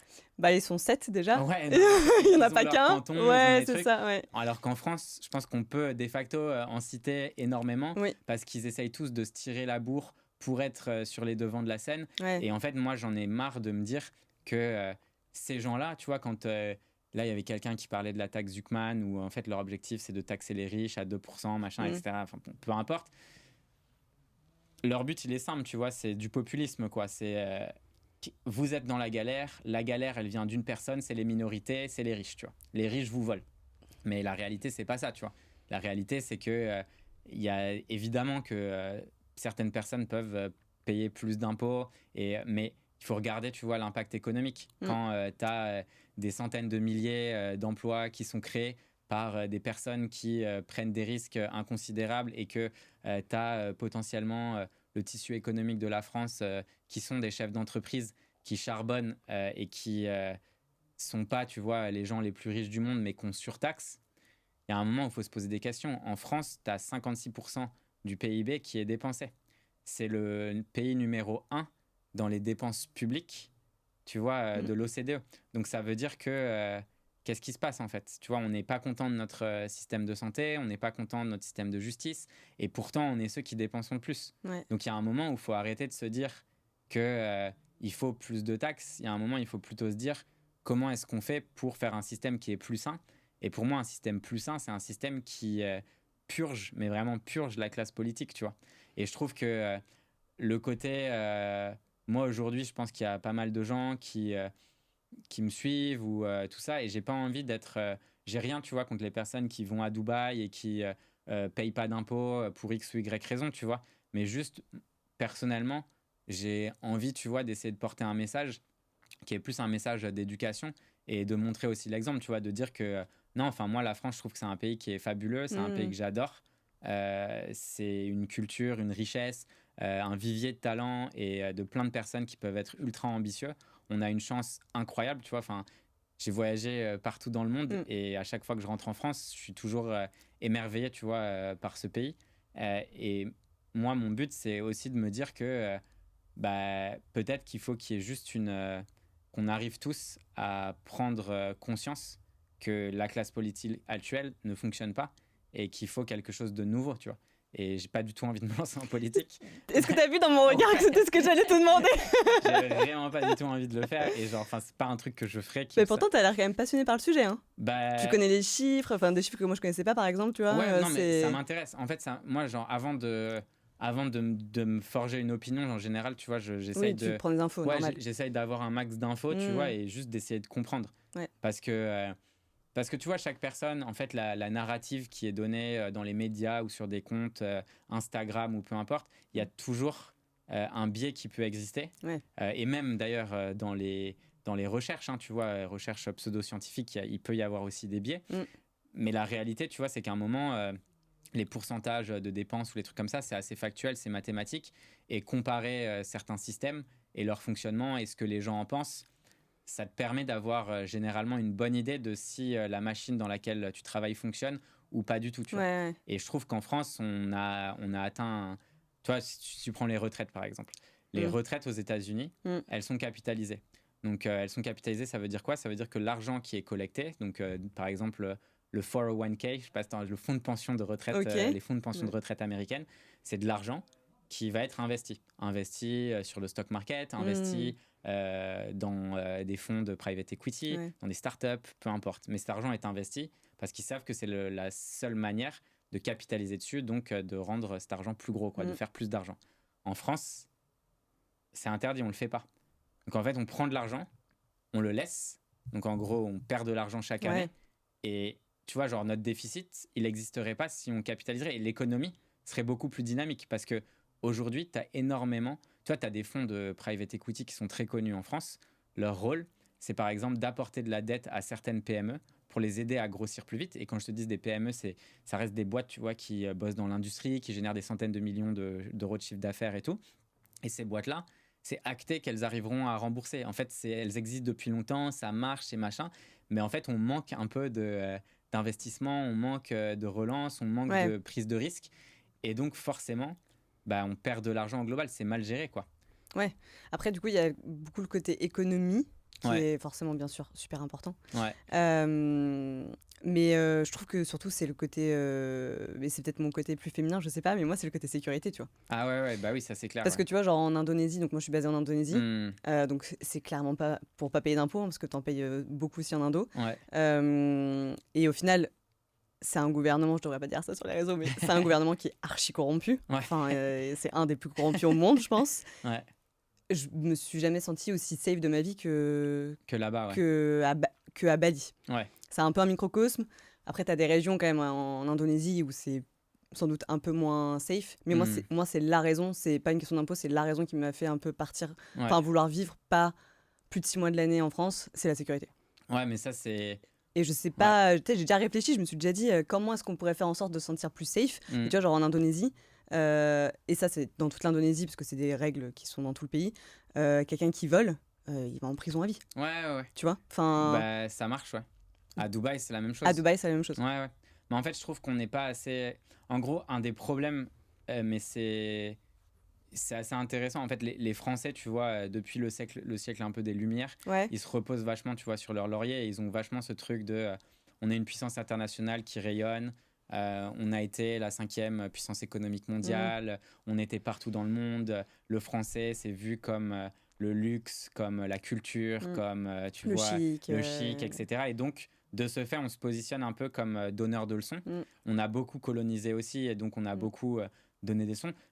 la colonisation, bon ça c'est encore un autre sujet. Un gros C'est sujet. un gros sujet parce que ce qui est assez drôle, c'est que les gens ils regardent pas du tout l'histoire, mais la colonisation c'est pas du tout qu'un truc de blanc, hein. Tous les pays se sont colonisés depuis tout temps.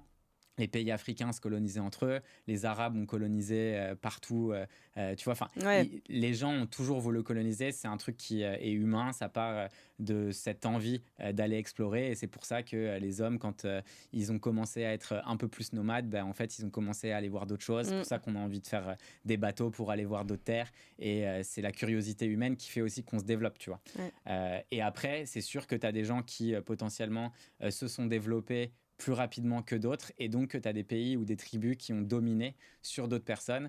Et après, tu as le darwinisme classique, les survival of the fittest, seuls les plus forts survivent. Et après, qu'on aime ça ou qu'on n'aime pas ça, c'est un peu la life. Mais du coup, les Français ne s'inspirent pas du tout de ce qui peut être fait à l'étranger. Parce que tu parlais de la corruption, mais la France, c'est un pays qui est archi corrompu. C'est juste qu'on fait de la corruption qui est beaucoup plus cachée. Ouais. Donc c'est beaucoup plus insidieux. C'est-à-dire que les gens, mais c'est assez, enfin, tu vois, les entreprises et le gouvernement, ou quand tu vois certains politiques qui décident de prendre parti pour certaines choses, des lois, des choses, tu vois, que ce soit sur les pesticides, que ce soit sur, enfin, on a des dingueries qui passent toujours. Ouais, c'est vrai. Il y a des lobbies qui existent dans tous les sens.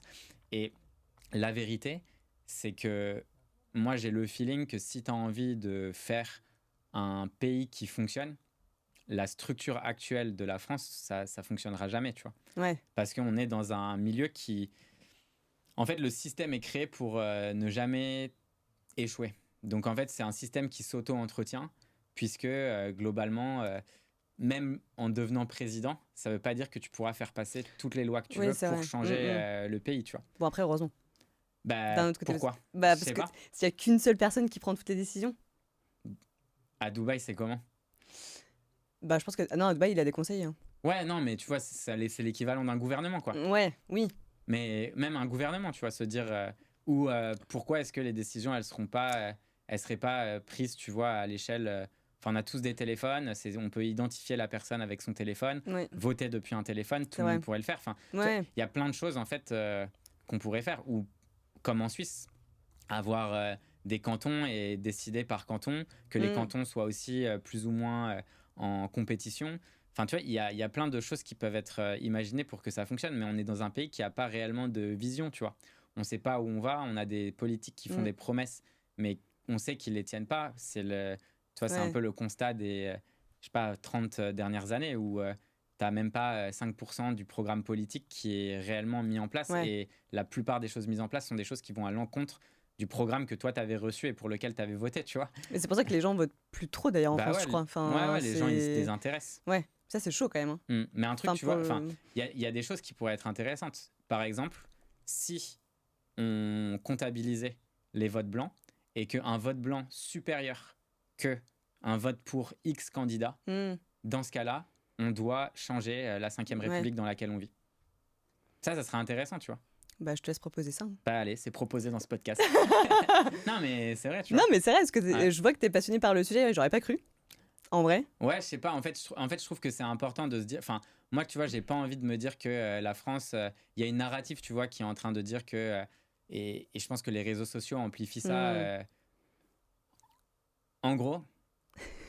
Là, on va partir dans les théories du complot. Je te préviens, je suis très très nulle, je ne connais rien à la politique, donc il n'y aura pas de répondant, je pense. Non, mais moi, tu vois, en gros, moi ma vision, c'est que je trouve, et de plus en plus, qu'il y a une narrative, tu vois, des États-Unis, ou en tout cas des grosses puissances, pour essayer de faire sombrer l'Europe. Donc aujourd'hui, la plupart des médias que les gens consomment sont sur Instagram, YouTube, donc Google, tu vois, de façon générale, Facebook. Meta, ouais. Donc en fait, qui viennent tous des US. Donc eux décident ce que toi tu vas voir et ce que tu vas ne pas voir. Ils ont des algorithmes, tu vois, qui permettent de comprendre les sujets qui t'intéressent, les sujets sur lesquels tu peux être d'accord ou les sujets sur lesquels tu peux pas être d'accord. Et après, ils vont que faire? Te donner ces sujets afin que ça te crée une certitude sur certains sujets. Donc il n'y a plus du tout d'esprit critique. À côté de ça, quand tu regardes un peu l'histoire des États-Unis et d'Hollywood, c'était un organe, tu vois, Hollywood, de propagande qui était massif. Pendant toutes les guerres, Hollywood a été présent, tu vois, pour réussir à adopter une narrative globale dans le monde. Si demain, dans un film américain, t'entends quelqu'un parler avec un accent russe, c'est qui dans l'histoire? C'est le gentil ou le méchant? Ouais, c'est toujours le méchant. Ouais. Non, tu vois, Oui, non, mais c'est toujours le méchant. oui, oui. Mais c'est acté dans ta tête. C'est-à-dire que quand t'as Vlad qui arrive comme ça, le mec, il peut être archi sympa. Mais du coup, quand tu vas en Russie et que t'entends quelqu'un parler anglais avec un accent russe, automatiquement, ton cerveau, il fait cette mini-connexion. Ouais, oui. Et en fait, la réalité, tu vois, c'est pareil dans tous les films américains qui existent. Les films américains, c'est les États-Unis ont sauvé l'Europe pendant la Seconde Guerre Ça, mondiale. c'est vrai. C'est La- marrant que tu dis ça parce que je me suis fait la réflexion, je crois, il y a une semaine ou deux, j'ai regardé un truc et je me suis dit, c'est vrai, en fait, ils vont encore dire qu'ils ont sauvé la Terre Bah, bien entière sûr. alors que.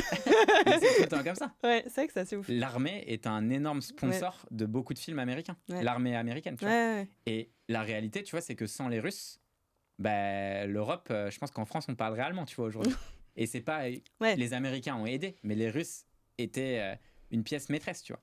Et en fait, je trouve qu'on ne se rend pas assez compte de ce que certaines personnes peuvent faire grâce à la manipulation des médias. Et aujourd'hui, c'est très facile. Enfin, on peut le prendre à l'échelle du business ou même des podcasts de façon générale. Je connais Iman Gadzhi, je ne sais pas si tu vois qui c'est bon, un entrepreneur qui vend beaucoup de formations en ligne, il a des millions de followers sur les Je réseaux, crois que j'ai etc. entendu parler, ouais. Lui, sa stratégie, elle est simple. Il a des clippers, donc des gens qui vont prendre plein de trucs que lui va dire et en fait, ils vont le mettre, par exemple, avec, je sais pas, t'as Barack Obama qui va dire un truc, ensuite, il va y avoir, je sais pas moi, une autre personne, une autre star et trucs, et après, ils vont caler Iman Gadzhi. Et ensuite, ils vont caler nanana. Et ensuite, tu vois, et après, ils créent des pages en mode les leaders les plus inspirants. Et dedans, il y aura Steve Jobs, il y aura Elon Musk. Et d'un coup, il y a Iman Gadzhi qui apparaît sur la page. Et en fait, en faisant ça, et en ayant des milliers de pages sur Insta, que eux managent, et ben en gros, ils commencent à créer une personnel brand de cette personne qui s'associe, donc par phénomène d'association. Et donc, très rapidement, on commence à considérer que cette personne est du même niveau que les autres. Et ça, c'est son taf. Mais ça veut dire que globalement, tu peux le faire sur tout, tu vois. Je peux créer des pages qui s'appellent, je sais pas, la justice ou le bien ou machin. Et dessus, je commence à poster qu'une sorte d'idéologie pour commencer à te faire croire certaines choses, tu vois. Et ça, je trouve que c'est dangereux. Bah, surtout avec l'intelligence artificielle, je pense. De Aujourd'hui, ouf. là, ça va. Bah ouais, parce que maintenant, en plus, on multiplie les contenus. Ouais, toi, tu l'utilises dans ton business? Enfin, je veux dire, bien sûr que tu l'utilises, mais c'était une question vraiment bête. Non, mais c'était vraiment une question plus à quel point tu l'utilises dans ton business. Et Nous, en fait, on a commencé. En gros, on était un des premiers en France à avoir accès à OpenAI et à ChatGPT. Enfin, tu vois, au premier GPT. Et donc, on a tout de suite voulu l'intégrer dans la plateforme. Donc, pour aider les gens, tu vois, dans leur prospection commerciale, tu as plusieurs étapes, que ce soit trouver la bonne data ou, par exemple, écrire les bons messages aux bonnes personnes.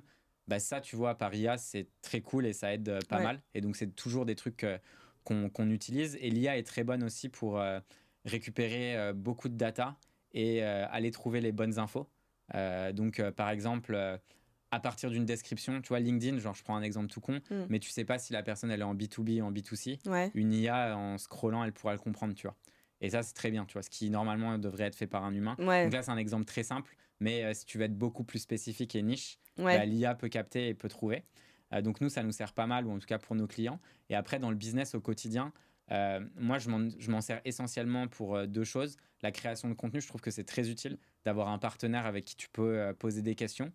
J'utilise pas mal aussi en deep research. Donc, quand j'ai besoin d'avoir des infos très spécifiques avec des articles scientifiques ou des citations de trucs vraiment précis, je vais le demander et tu vois, l'IA va un peu faire toute sa recherche comme un assistant qui tu pourrais avoir. Et après, j'aime bien pour challenger mes façons de penser. Donc, j'allais te demander, vraiment en mode sparring partner, tu vois. Genre, en gros, je vais lui c'est dire la même chose. C'est genre, prouve-moi un truc, et après, c'est genre, prouve-moi l'opposé, tu vois. Et après, je fais, bon, t'en penses quoi, tu vois, ou genre, et à chaque fois, je suis encore plus perdue. Je suis là, genre, non, mais du coup, c'est. Mais c'est intéressant, tu vois. Ouais, bon, toi, avec ton côté Gémeaux, ça doit vraiment être le bazar dans ta tête. C'est ça. Moi, ça va, je suis un bélier, donc j'ai plutôt tendance à foncer sans trop réfléchir. Mais... ah ouais, c'est marrant. Mais du coup, ça me rassure, on fait à peu près tous la même chose. Des fois, j'ai l'impression que je me fais flipper moi-même, genre, non, mais t'es trop bizarre de demander ça. Non, mais ouais, je me crée des comment on appelle ça, pas des robots, mais tu sais, des projets par thématique. Et je me vois genre dire ah ça aujourd'hui j'ai envie d'en parler avec toi et tu sais tu commences à discuter et en vrai au début je trouvais ça trop bizarre. Mais non, c'est Tu sais trop bien. je me suis dit les gens ils vont me prendre pour une tarée, ils vont se dire que même moi je me suis dit à force je vais juste parler à mon ordinateur toute la journée et je vais plus parler à des Plus humains. parler à des gens. Bah, en fait, les conversations avec ChatGPT, elles sont trop cool. Ah on est d'accord. Bah, bien Il se sûr, passe ouais. un truc. Ouais, Bah, mais- tu me dragues là. Coquin, va. tu sais non mais rigole pas. Alors Ouais. ça par contre j'avais regardé les chiffres mais je crois que le Bah, il y en nombre a plein, c'est du. Ouais. mais je crois que c'est hallucinant Ouais, le ouais. pourcentage de prompt request en lien avec le sexe. Bah, oui, oui, c'est Enfin, sûr. ah, mais ça, par contre, ça m'a choqué. Bah, j'ai un. Parce que pour moi, c'est vraiment un outil. Je sens que tu vas raconter un truc marrant. Mais pour moi, à la base, c'est un outil pour mon Ouais. business. Je l'ai toujours vu comme un outil pour mon business de base. Et depuis, enfin, au fur et à mesure, Tu t'es dit, perso, il y a des trucs bon, qui peuvent écoute, être cool. à Ouais. quand je suis toute seule au bout du monde, ça peut être mon meilleur ami, ça peut être sympa. Bah, non, non, mais franchement, c'est assez fou. Et j'ai un pote de pote qui a lancé justement un business Mm. où c'est de la voix un peu en mode téléphone rose. Ah ouais. Et Donc avec intelligence artificielle. ouais, Quoi. avec l'IA. Mm. Et c'est ouf. Ouais. En fait, tu T'as passes pas essayé par. J'ai pas testé son truc, mais il m'a montré, tu vois. Tu pourrais investir dedans. Et Ah, à mon avis, il y a un truc non, à mais faire. en fait, Ouais. j'avoue que c'est les trucs, tu sais, c'est où est-ce que tu mets la ligne dans Ouais. ce qui pour toi est OK ou pas OK. Et j'avoue que quand il m'a montré que tu avais des gens qui restaient genre 6 heures au téléphone, parce que en fait, c'est des gens qui sont seuls, tu vois. Ah, j'allais dire les gens font quoi de leur vie, Ouais. mais en fait, ouais, c'est des gens seuls. En fait, là, tu vois, genre, j'ai vraiment vu vers où le monde allait Va. tendre. Et après, il y a des trucs, tu vois, où quand tu vois, je sais pas, des petits vieux qui sont tout seuls et qui sont en galère, machin et tout, et personne n'est là pour les aider, et tu peux te dire, il y a un robot qui potentiellement. Je sais pas, tu vois, mais j'ai l'impression que c'est le monde vers lequel on va. Après, tu te dis, bah, c'est quoi cette société, tu vois, il faudrait peut-être que on réfléchisse plus à comment est-ce qu'on peut, nous, changer les choses à notre façon, plutôt que de se dire, bah, il y a un problème, on a une solution avec un robot et Ouais. une IA. Mais d'un autre côté, je trouve que malheureusement, la vie a montré que par défaut, l'homme, l'homme avec un grand H, hein, Ouais, ouais. a une tendance à être feignant, tu vois. Et donc, quand tu as de l'intelligence artificielle qui peut résoudre tous tes problèmes, on va avoir tendance à l'utiliser. Et pareil pour les robots, quoi. Ouais, j'allais dire, je pense que c'est comme pour tout, en fait, il faut avoir un équilibre et une balance. Mm. Et je pense que pour le côté, par exemple, tu vois, tu disais, une personne âgée, seule, chez elle, tu vois, elle a un robot qui lui fait à manger, elle a un robot qui la lave, elle a un robot... Franchement, ça serait exceptionnel. Ouais, de ouf. Et ça enlèverait beaucoup de poids et de pression, je pense aussi, sur les enfants et les petits-enfants, etc. Parce que moi, la première, hein, là, j'ai vu mes parents, c'était les 60 ans de ma maman il n'y a pas longtemps. Bon anniversaire. Et mon père part à la retraite la semaine prochaine. Ok, trop bien. Et ouais, mais en fait, quand il m'a dit ça, tu sais, j'ai eu un moment de panique. Ça fait bizarre, hein. J'étais en mode genre, donc là, tu vas être tout seul à la maison. Donc tes Maman parents sont continue de retraités. travailler. Non, alors ma mère, non. Ma mère, Ah, elle ok. continue à bosser, elle est plus jeune. Enfin, elle est plus Ok. jeune, pas beaucoup, mais voilà, ma mère va continuer à travailler pendant longtemps, hein, parce que je crois que ça l'angoisse un petit peu d'être toute seule avec mon père. Mais toi, tes parents sont toujours ensemble. Ouais. Ouais, Ils sont à la retraite, ouais. Ils sont à la retraite tous les deux. Ça se passe bien. Ça va. Non, mais ouais, je pense qu'il y a un Ils ont leur moment. façon de fonctionner. Ouais, quoi. voilà, je pense qu'il y a un Mm. moment où. Enfin, mais Mm. en vrai, c'est bizarre parce que du coup, j'ai discuté avec mon père et ça m'a même remis en perspective de quel genre d'homme j'ai envie de rencontrer. Mm, Tu sais, en ok. mode genre, ok, parce que bon, même si je suis entrepreneuse, à un moment donné, je pense que je vais aussi arrêter de travailler et je vais rester chez moi, tu vois. Ouais. Et du coup, qu'est-ce qui se passe à ce moment-là, quoi. Mm. Et au final, tout de suite, je me suis inquiétée pour mon père, tu vois. Je me suis dit, je suis à l'autre bout du monde, s'il lui arrive un truc, le temps que je prenne un avion, que j'arrive, que machin. Et du coup, dans ces cas-là, tu vois, s'il y a un robot, au moins qui appelle quelqu'un, Ah ouais, qui de fait un ouf. truc, c'est exceptionnel. Ouais. Mais après, tu as l'autre versant des robots et de l'intelligence artificielle où c'est plus le côté émotionnel. Mm. Et je trouve que maintenant, franchement, le côté émotionnel, Ah, en tout mais cas, moi, je le c'est- vis assez mal pour mon âge. Je suis là, genre, ça va commencer à être compliqué, les gars, là. Genre, Ah ouais, c'est sûr. ça Non, mais biaise c'est beaucoup de sûr trucs, que tu vois. dans les années qui vont venir, il va y avoir des gens qui seront amoureux, et je pense que c'est déjà le cas d'un robot ou d'une intelligence artificielle. Ouais. Ça, par contre, c'est no way, mais Mais ça, c'est. c'est impensable pour moi, mais en même temps, ça fait flipper parce que Ouais, tu mais te dis, imagine-toi, tu vois, genre dès demain, tu commences à pouvoir avoir une vraie conversation. Tu vois, aujourd'hui, tu peux le faire un peu avec la voix, avec ChatGPT et tout. ouais, Mais on est au balbutiement du truc. Quand Ouais. t'as quelqu'un qui est dans tes oreilles et qui te parle, qui te raconte une histoire, qui rigole, qui machin, qui truc, tu vois, enfin, c'est. Toi, tu penses que c'est un truc qui, enfin, genre, t'es open à l'idée, quoi. Ah, est-ce que ça, j'apprécie le truc? Ouais. Pas du tout, non. Ah, on est d'accord. Ah non, c'est super badant. Ah, C'est moi, horrible. c'est. Moi, c'était mon angoisse, le film Her, là, avec Ah, ouais, ouais, ouais. Joaquin Phoenix et Ouais, ouais. Bon, Scarlett Johansson. c'est un très bon film, hein. Très, très On bon vous film. invite à le regarder d'ailleurs, mais Ouais. ouais, c'est vrai qu'il fait bader de ouf. Ça fait bader de ouf, ouais. Ouais. Ah ouais, Ouais. moi, c'est. Mais c'est Non, mais c'est j'ose quand même me dire, on va quand même être intelligent et se rendre compte que, genre, tout l'aspect physique, corporel, etc., il est quand même, enfin, il va rester, quoi. En fait, je pense la société, elle est prête pour que. En fait, la société, au cours des 10 dernières années, Mm. elle a évolué dans un sens qui fait que. Enfin, tu le vois, les jeunes générations, ils couchent plus ensemble. Genre, c'est toutes les stats de. Alors, moi, je le vois pas, non, mais. Non, mais ouais, ok. Les statistiques disent que, genre, tous les Ah ouais jeunes de 20 ans et tout, ouais, c'est. C'est chaud. Ouais, ouais, ouais. Je pense on est né dans la dernière bonne génération, quoi. Ben, en fait, tu le vois aussi, c'est que de plus en plus, après. Enfin, moi, je trouve que c'est très bien que. On parle beaucoup plus, tu vois, des sujets de sécurité pour les femmes, du consentement, tu vois, on met en avant le féminisme. Enfin, tous les sujets sont super importants et, tu vois, il faut en parler. Mais le revers de ça, c'est que forcément, quand il y a une cause qui se lance, tu as toujours des extrêmes dans cette cause et des extrêmes qui sont souvent très vocaux. Et ce qui se passe, c'est que tu as une génération qui ose plus aborder, tu vois. Tu as une génération qui ose plus parler au sexe opposé parce que de peur, tu vois, d'harceler, de machin, de trucs, parce qu'ils vivent dans ce truc. Et c'est pour ça que tu as l'extrême inverse qui commence à naître avec les masculinistes, avec tout ça. J'avais vu ça, et ça, enfin, je dis pas que la cause de l'extrême féministe, c'est le masculinisme, mais la réalité, c'est que tu as des jeunes hommes qui... en fait, savent plus comment faire et qui ont peur parce que juste ils ont été bien éduqués et qu'en fait ils se disent putain mais attends si t'as des femmes qui commencent à nous maltraiter parce que juste on prend notre courage à deux mains pour dire que un tel ou un tel nous plaît, et ben en fait automatiquement tu vois c'est un peu le même truc que l'hôtel de tout à l'heure quoi, c'est que ils s'auto-cancel tu vois. Et ça crée un manque de connexion émotionnelle chez beaucoup et une détresse, tu vois, une misère sexuelle quoi. Mais du coup, tu penses pas qu'il y a un gros côté éducation Ah bah si, c'est sûr. de la part des parents? Enfin, tu vois, Ouais. bah, tes neveux, ils sont petits, je pense. Ouais. Du coup, t'en as combien? 2. Ouais. Putain, vous êtes que des garçons dans votre famille, en fait. Ouais, c'est chaud. C'est chaud. Ça doit être marrant à voir. Mais, enfin, du coup, je sais pas si t'en parles avec ton frère de ce genre de choses, mais pour moi, c'est quand même beaucoup le côté éducationnel, quoi, aussi de base. Tu vois, c'est clair. Enfin, moi, si j'ai un fils, j'ai pas envie de lui. Enfin, bien sûr que. Enfin, tu vois, pour moi, il faut l'éduquer, quoi. Ouais, bien dans sûr. un sens comme dans un autre. C'est-à-dire c'est sûr. Faut respecter les femmes, mais faut pas non plus rester dans ta chambre à parler à un robot, quoi, tu vois. C'est sûr, mais tu vois, la relation que tu as avec des adolescents quand tu es adulte, enfin, je pense que nous, on est une génération où on arrive à communiquer potentiellement beaucoup plus que nos parents. Mais moi, mes parents, j'ai jamais parlé de sexe ou de relation avec eux. Et tu vois, et si à l'époque où j'étais adolescent, j'avais eu Insta ou TikTok, bah mes parents, je serais à table, je me taperais des tunnels, je les écouterais pas, parce que ça me saoulait, tu vois. Enfin, t'essayes de t'émanciper, t'as envie de casser un peu tes trucs avec tes parents et tout. Mais la réalité, c'est que quand tu vois tout ce qu'il y a sur TikTok ou sur machin, en fait, ça te tunnelise dans une façon de penser qui est très spécifique et il n'y a pas réellement de nuances. Parce qu'aujourd'hui, les contenus qui performent le plus, c'est des contenus qui sont très polarisants. Et donc, quand tu as des contenus polarisants, tu vas avoir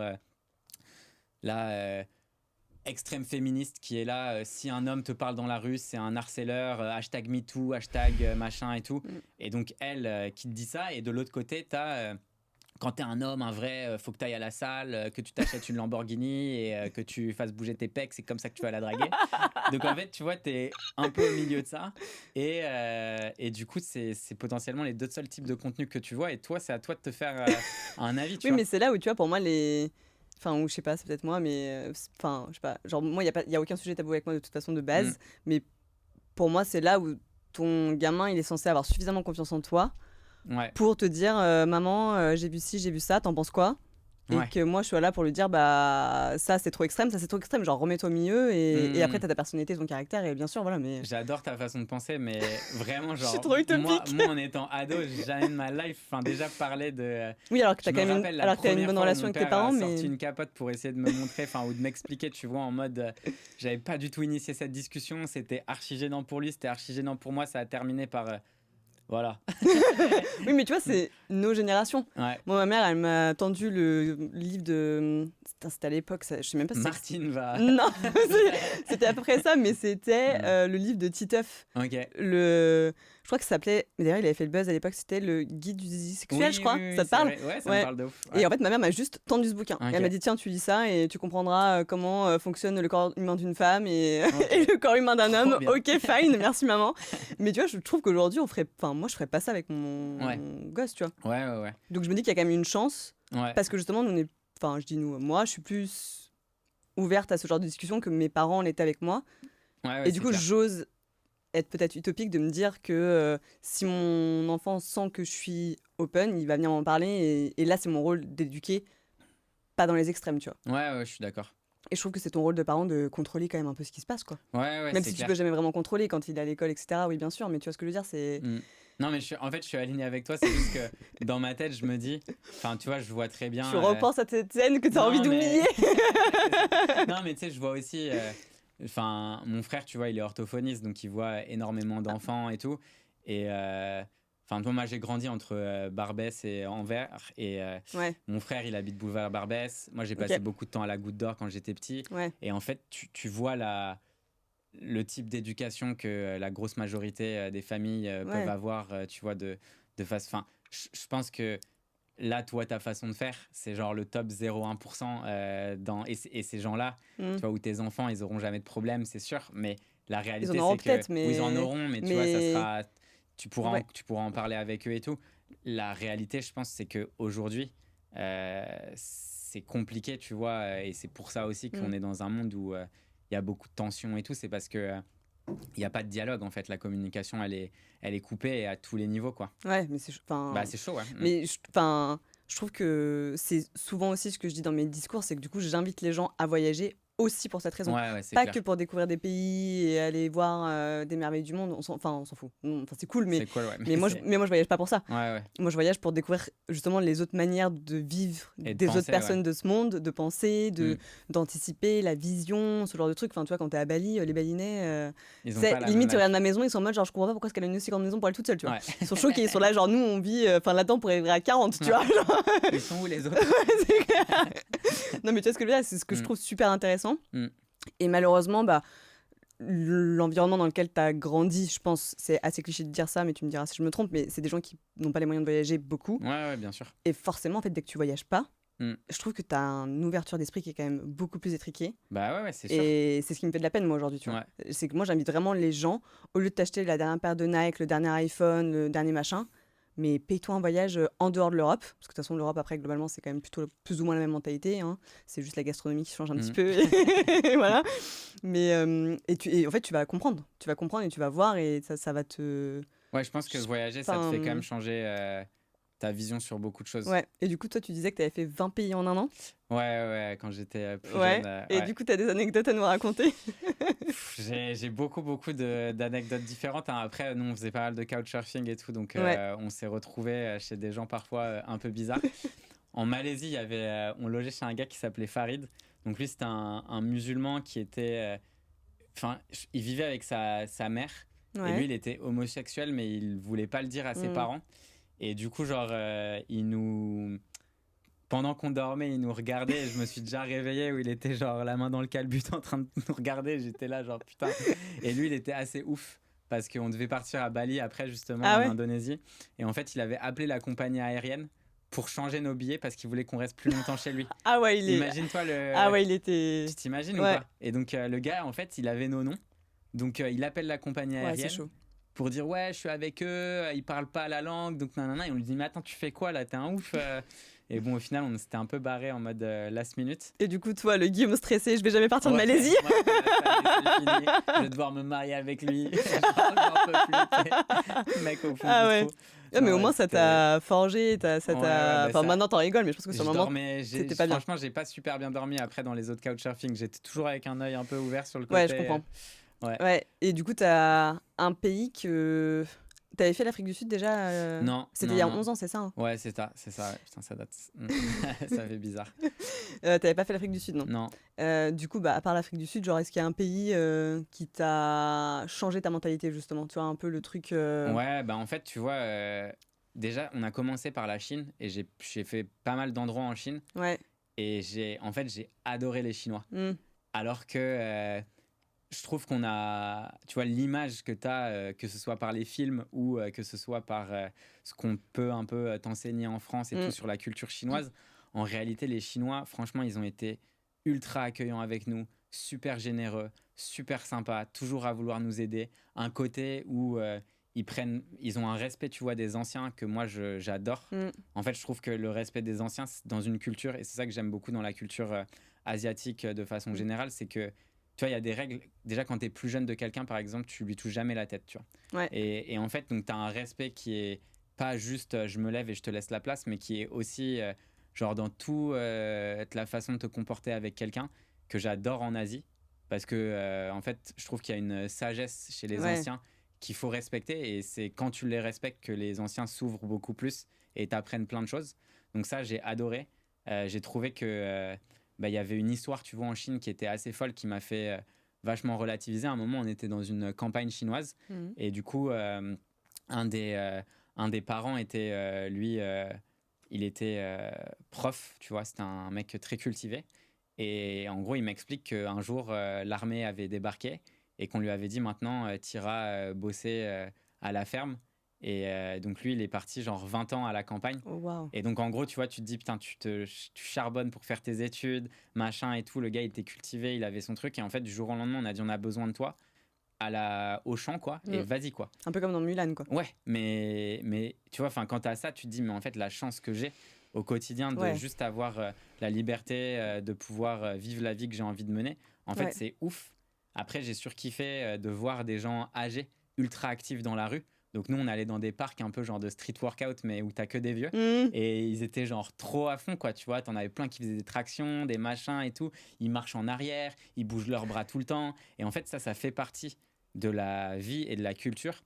Et j'adore en fait ce côté où on a compris dans la médecine et le bien-être en Chine que ton corps, en fait, c'est un véhicule qu'il faut essayer, tu vois, d'entretenir le mieux possible. Et ce, à toutes les étapes de ta vie, tu vois. Et je trouve qu'en France, on a beaucoup trop ce truc. Enfin, en fait, ça m'a vachement ouvert les yeux sur plein de choses et sur des potentiels dysfonctionnements, tu vois, qu'il peut y avoir en France, des idées de business aussi. Tu sais, t'as un truc qui s'appelle, je crois que c'est e-driver ou un truc comme ça, ou e-taxi en Chine. Genre, tu vas au resto, t'es bourré et t'as ta caisse. Tu t'appelles un gars et le gars il arrive en petite trottinette et il met sa trottinette dans ton coffre et il te conduit, tu vois. Et genre c'est un truc de ouf. Ouais, c'est vrai que c'est oui, bah oui. Et c'est une habitude, tu vois, où personne là-bas quand il est bourré prendra la voiture. Et du coup c'est vraiment une question de mindset et de perspective. Et c'est vrai que quand tu voyages, tu te dis c'est exceptionnel. Non mais c'est vrai que c'est assez ouf. Par exemple, pour plein de sujets de la vie quotidienne aussi beaucoup, je trouve. Mais c'est marrant parce que la Chine, j'ai toujours pas fait. Ouais, en fait moi c'était un pays qui enfin déjà moi j'adore Mulan hein. Ouais, moi aussi, c'est pour ça que je te l'ai cité, j'étais obligée de le citer.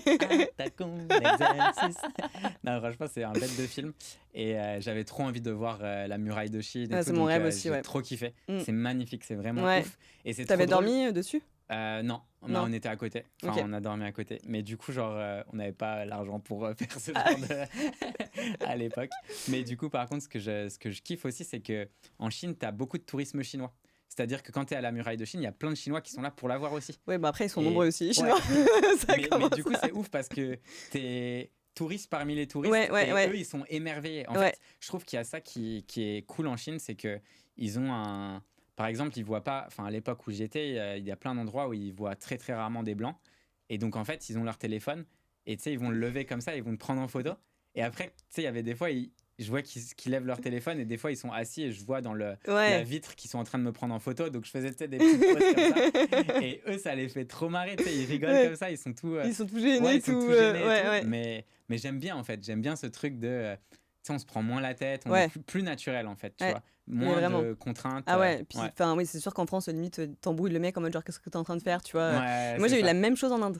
Au Taj Mahal, Ah ouais, ça doit être fou, ça. au Taj Mahal, t'as bien plus d'Indiens que de touristes au final. Moi, je pensais, j'avais Tu peur. t'étais dit, Ouais, je me ouais. suis dit, vas-y, ça va me saouler, il va y avoir que des touristes qui respectent rien. Comme ça. Mais moi, sur les monuments comme ça, je suis Ouais. toujours un peu aigrie avant d'y aller. Pourquoi est-ce qu'ils montent sur la tour? C'est genre. Et au final, il y avait un bal d'Indiens. Hmm. Et moi, j'avais joué le jeu à fond, j'avais mis un sari, enfin, Ok. tu vois, j'étais vraiment mise en indienne, etc. Et genre, enfin, c'était génialissime parce que du coup, ils te prennent tous en photo. Bah ouais, ils doivent Puis kiffer. ils sont contents que tu vois que tu essayes de te mettre un peu. Alors, pour certaines personnes, ça serait de l'appropriation culturelle. Ouais, bon, ça, Mais c'est ça, un autre t'étais là en sujet. mode genre, ouais, c'est un autre sujet encore. Mais Ouais. enfin, du coup, moi, j'ai kiffé me foutre en sari Mhm. devant le Taj Mahal. Je suis arrivée la première en plus à l'endroit que je voulais, donc j'étais refaite. Et ça, je trouve ça génial aussi. Ouais, Ouais, c'est comme trop tu dis, bien. c'est trop stylé de voir. Et en Indonésie aussi, il y a beaucoup ça. Ah, c'est ouf. Les Indos, ils adorent. Enfin, T'en penses quoi de l'appropriation? Je suis curieux d'ailleurs de savoir. Genre, est-ce qu'aujourd'hui c'est un truc où tu te sentirais ok de le refaire ou qu'est-ce que t'en penses de ça en Ah, fait? moi, je l'aurais fait 1000 fois. Ok.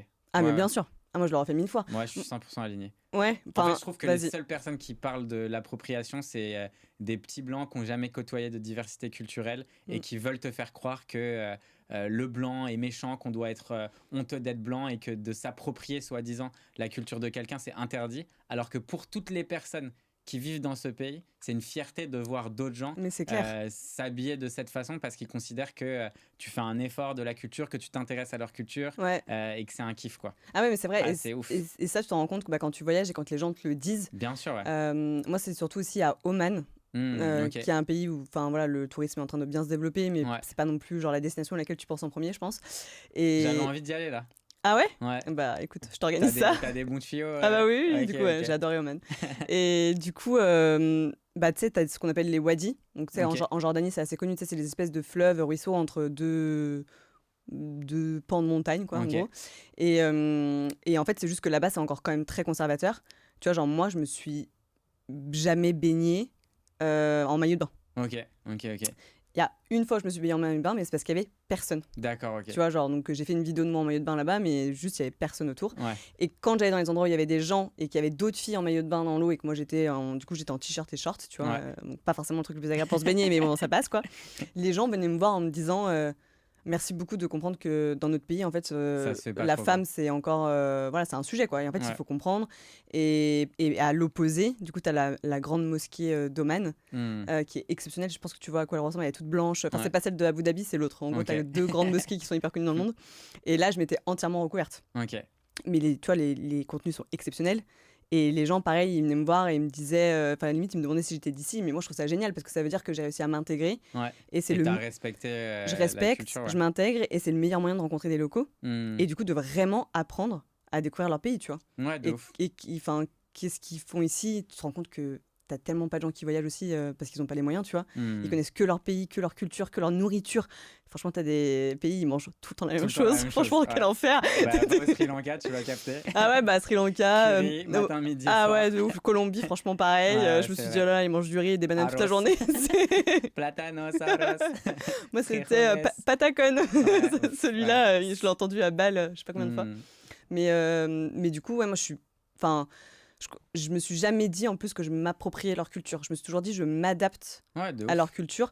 Comme quand ce que tu disais, je vais chez quelqu'un, je m'adapte à leur mode de vie. Il y a des familles, il faut enlever ses chaussures en rentrant, puis il y a des familles, il faut pas les enlever. Bah, en fait, pour moi, c'est la même chose. Ouais, Il y a c'est ça, des c'est du pays où il respect, faut en être fait. couverte, il y a des pays où t'es pas obligé d'être couverte, il y a des pays où ça se fait pas de se tenir la main quand t'es en couple, par exemple, tu vois. Et à l'opposé, il y a des pays qui m'ont tellement choquée dans le bon sens du terme. L'année dernière, je suis allée en Arabie Saoudite. Ok. Et franchement, il y a des pays des fois où tu choisis. Moi, je suis tellement curieuse que tu sais, je suis en mode genre, faut que j'y aille. Allez. Genre, c'est plus fort que moi, faut que j'y aille, tu vois. Mm. Mais j'ai toujours, par contre, peur d'être jugée, et ça m'est déjà arrivé forcément, Hmm. sur le choix de mes pays. Ok. Et Jugé typiquement, par ta communauté, c'est ça? ouais, enfin, ou les d'ailleurs, réseaux ma sociaux, communauté, ouais. elle me connaît, elles savent que je fais ça parce que j'ai envie d'aller voir les locaux, j'ai envie de découvrir la culture, etc. Et pas parce que j'ai envie de montrer quelque chose. Enfin, tu vois, moi, je suis jamais dans le sensationnel quand je voyage. Hein. Ok. Je suis pas là à dire, regardez, non, non, pas du tout. Mais c'est plutôt les gens, tu sais, quand t'as un Reels qui pète, et c'est que des gens qui te connaissent pas d'ailleurs, Ouais. qui se permettent, tu vois, de faire des remarques. Hmm. Et je voulais vraiment aller en Arabie Saoudite parce qu'on entendait tout le temps la condition de la femme, machin. Je me suis dit, bon, bah vas-y, je vais aller voir, tu vois. Mm. Mais pas du tout. Ok. Mais ils m'ont traité comme une reine. Ok. Je pense que c'est le pays où on m'a le mieux traité comme une reine. Mais vraiment, c'est assez hallucinant. Les femmes, elles ont le droit de conduire, les femmes, elles vont à l'école. Alors oui, elles sont couvertes. Mais ça reste une culture, tu vois, parmi Ouais, tant d'autres. Mm. Et c'est pourquoi je pense que je continue à voyager. Après, j'ai de la chance, j'ai fait beaucoup de pays. Donc maintenant, je peux me permettre de faire des pays beaucoup moins connus, mass tourisme. Forcément, quand tu commences, tu as juste envie de voir les trucs qui sont à voir une fois dans ta vie.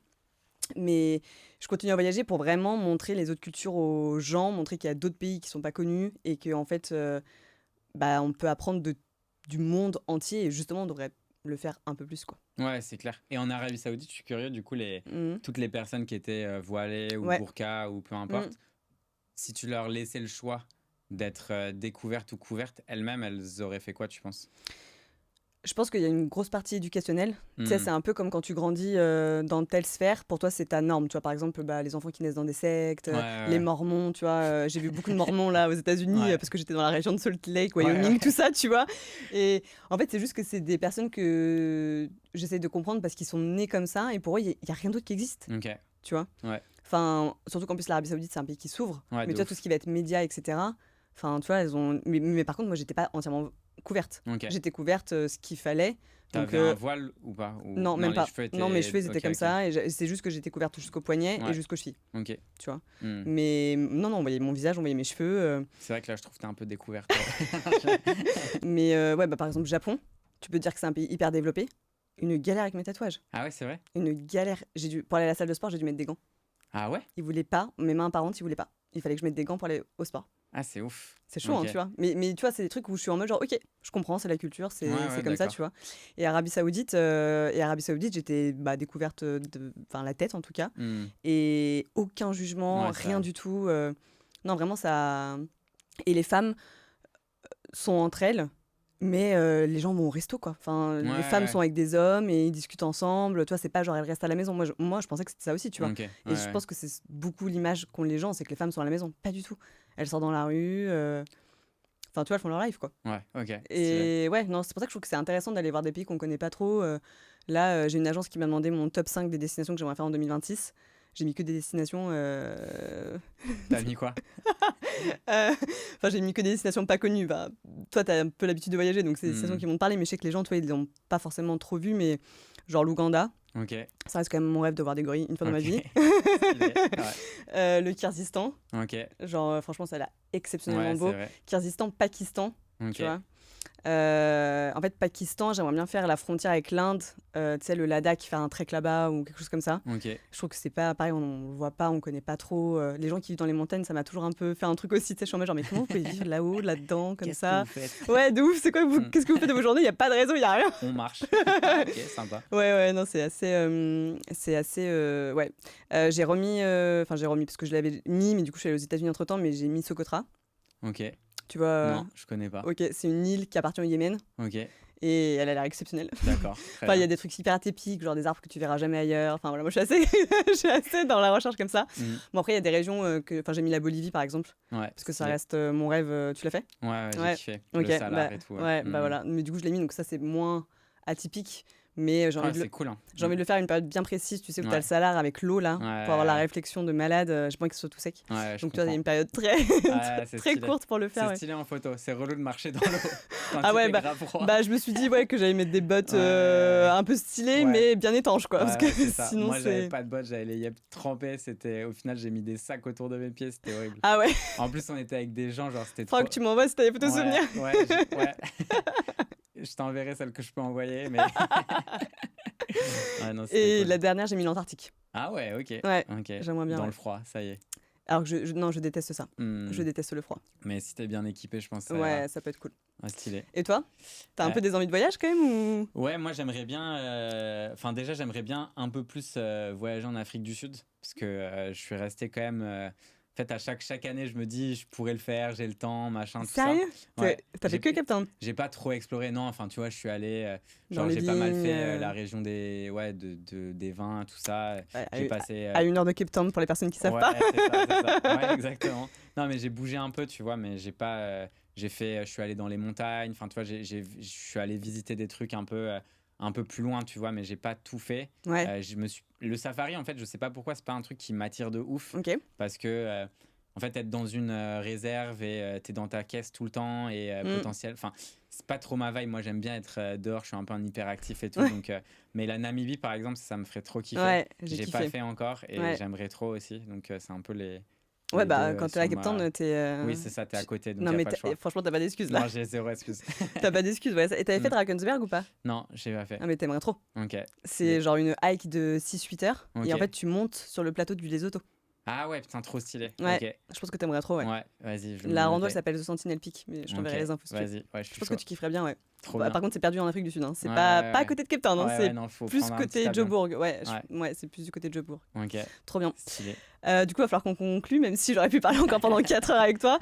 Mais pour conclure, j'ai toujours une question. Enfin, j'ai toujours une question, comme si ça faisait 50 interviews que je faisais, mais bon. Du coup, je te la pose. Selon toi, en quoi on est toutes et tous des étoiles filantes? En quoi on est tous et toutes des étoiles filantes? C'est pas une question piège, hein. C'est pas une question Ce qui piège. te vient. Là, j'ai envie de répondre en mode chimiste. Vas-y. Non, mais en gros, ce que je trouve intéressant, c'est dans l'univers, c'est de regarder l'échelle atomique, quoi, tu vois. Donc, de quoi est composé l'univers, de quoi sont composées les étoiles. En fait, tu te rends compte, c'est plus ou moins toujours les mêmes éléments, tu vois. Tu as du carbone, de l'azote, de l'oxygène, de l'hydrogène. Et en fait, l'être humain, c'est exactement la même chose, tu vois. C'est les mêmes éléments réarrangés d'une façon potentiellement différente. Et je trouve qu'on a tous en nous une connexion avec l'univers qui est plus ou moins forte. Il y a un livre que j'ai commencé à lire qui s'appelle Tout l'or du monde. Ouais. Et ça parle un peu de l'évolution des espèces et de leur relation au travail. Et en fait, il y a très longtemps, les gens bossaient maximum 2 heures par jour. Ah, c'est ouf, je savais pas ça. Ouais, c'est assez intéressant. Et du coup, en fait, il reprend. C'est quelqu'un qui, en fait, a fait un récit à travers d'autres récits pour comprendre la façon dont les gens, quelle était la relation des gens à l'économie et au travail. Et du coup, c'est assez intéressant.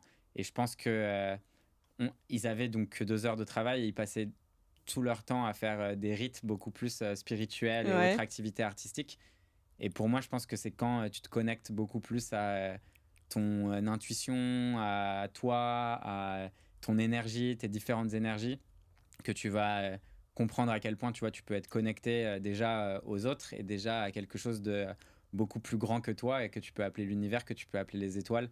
Et je dirais que c'est en ça qu'on est tous des étoiles filantes. Ouais, c'est exceptionnel comme réponse. Ça va faire méditer beaucoup de gens. Eh ben, merci beaucoup en tout cas. Bah, merci à toi, c'était très cool.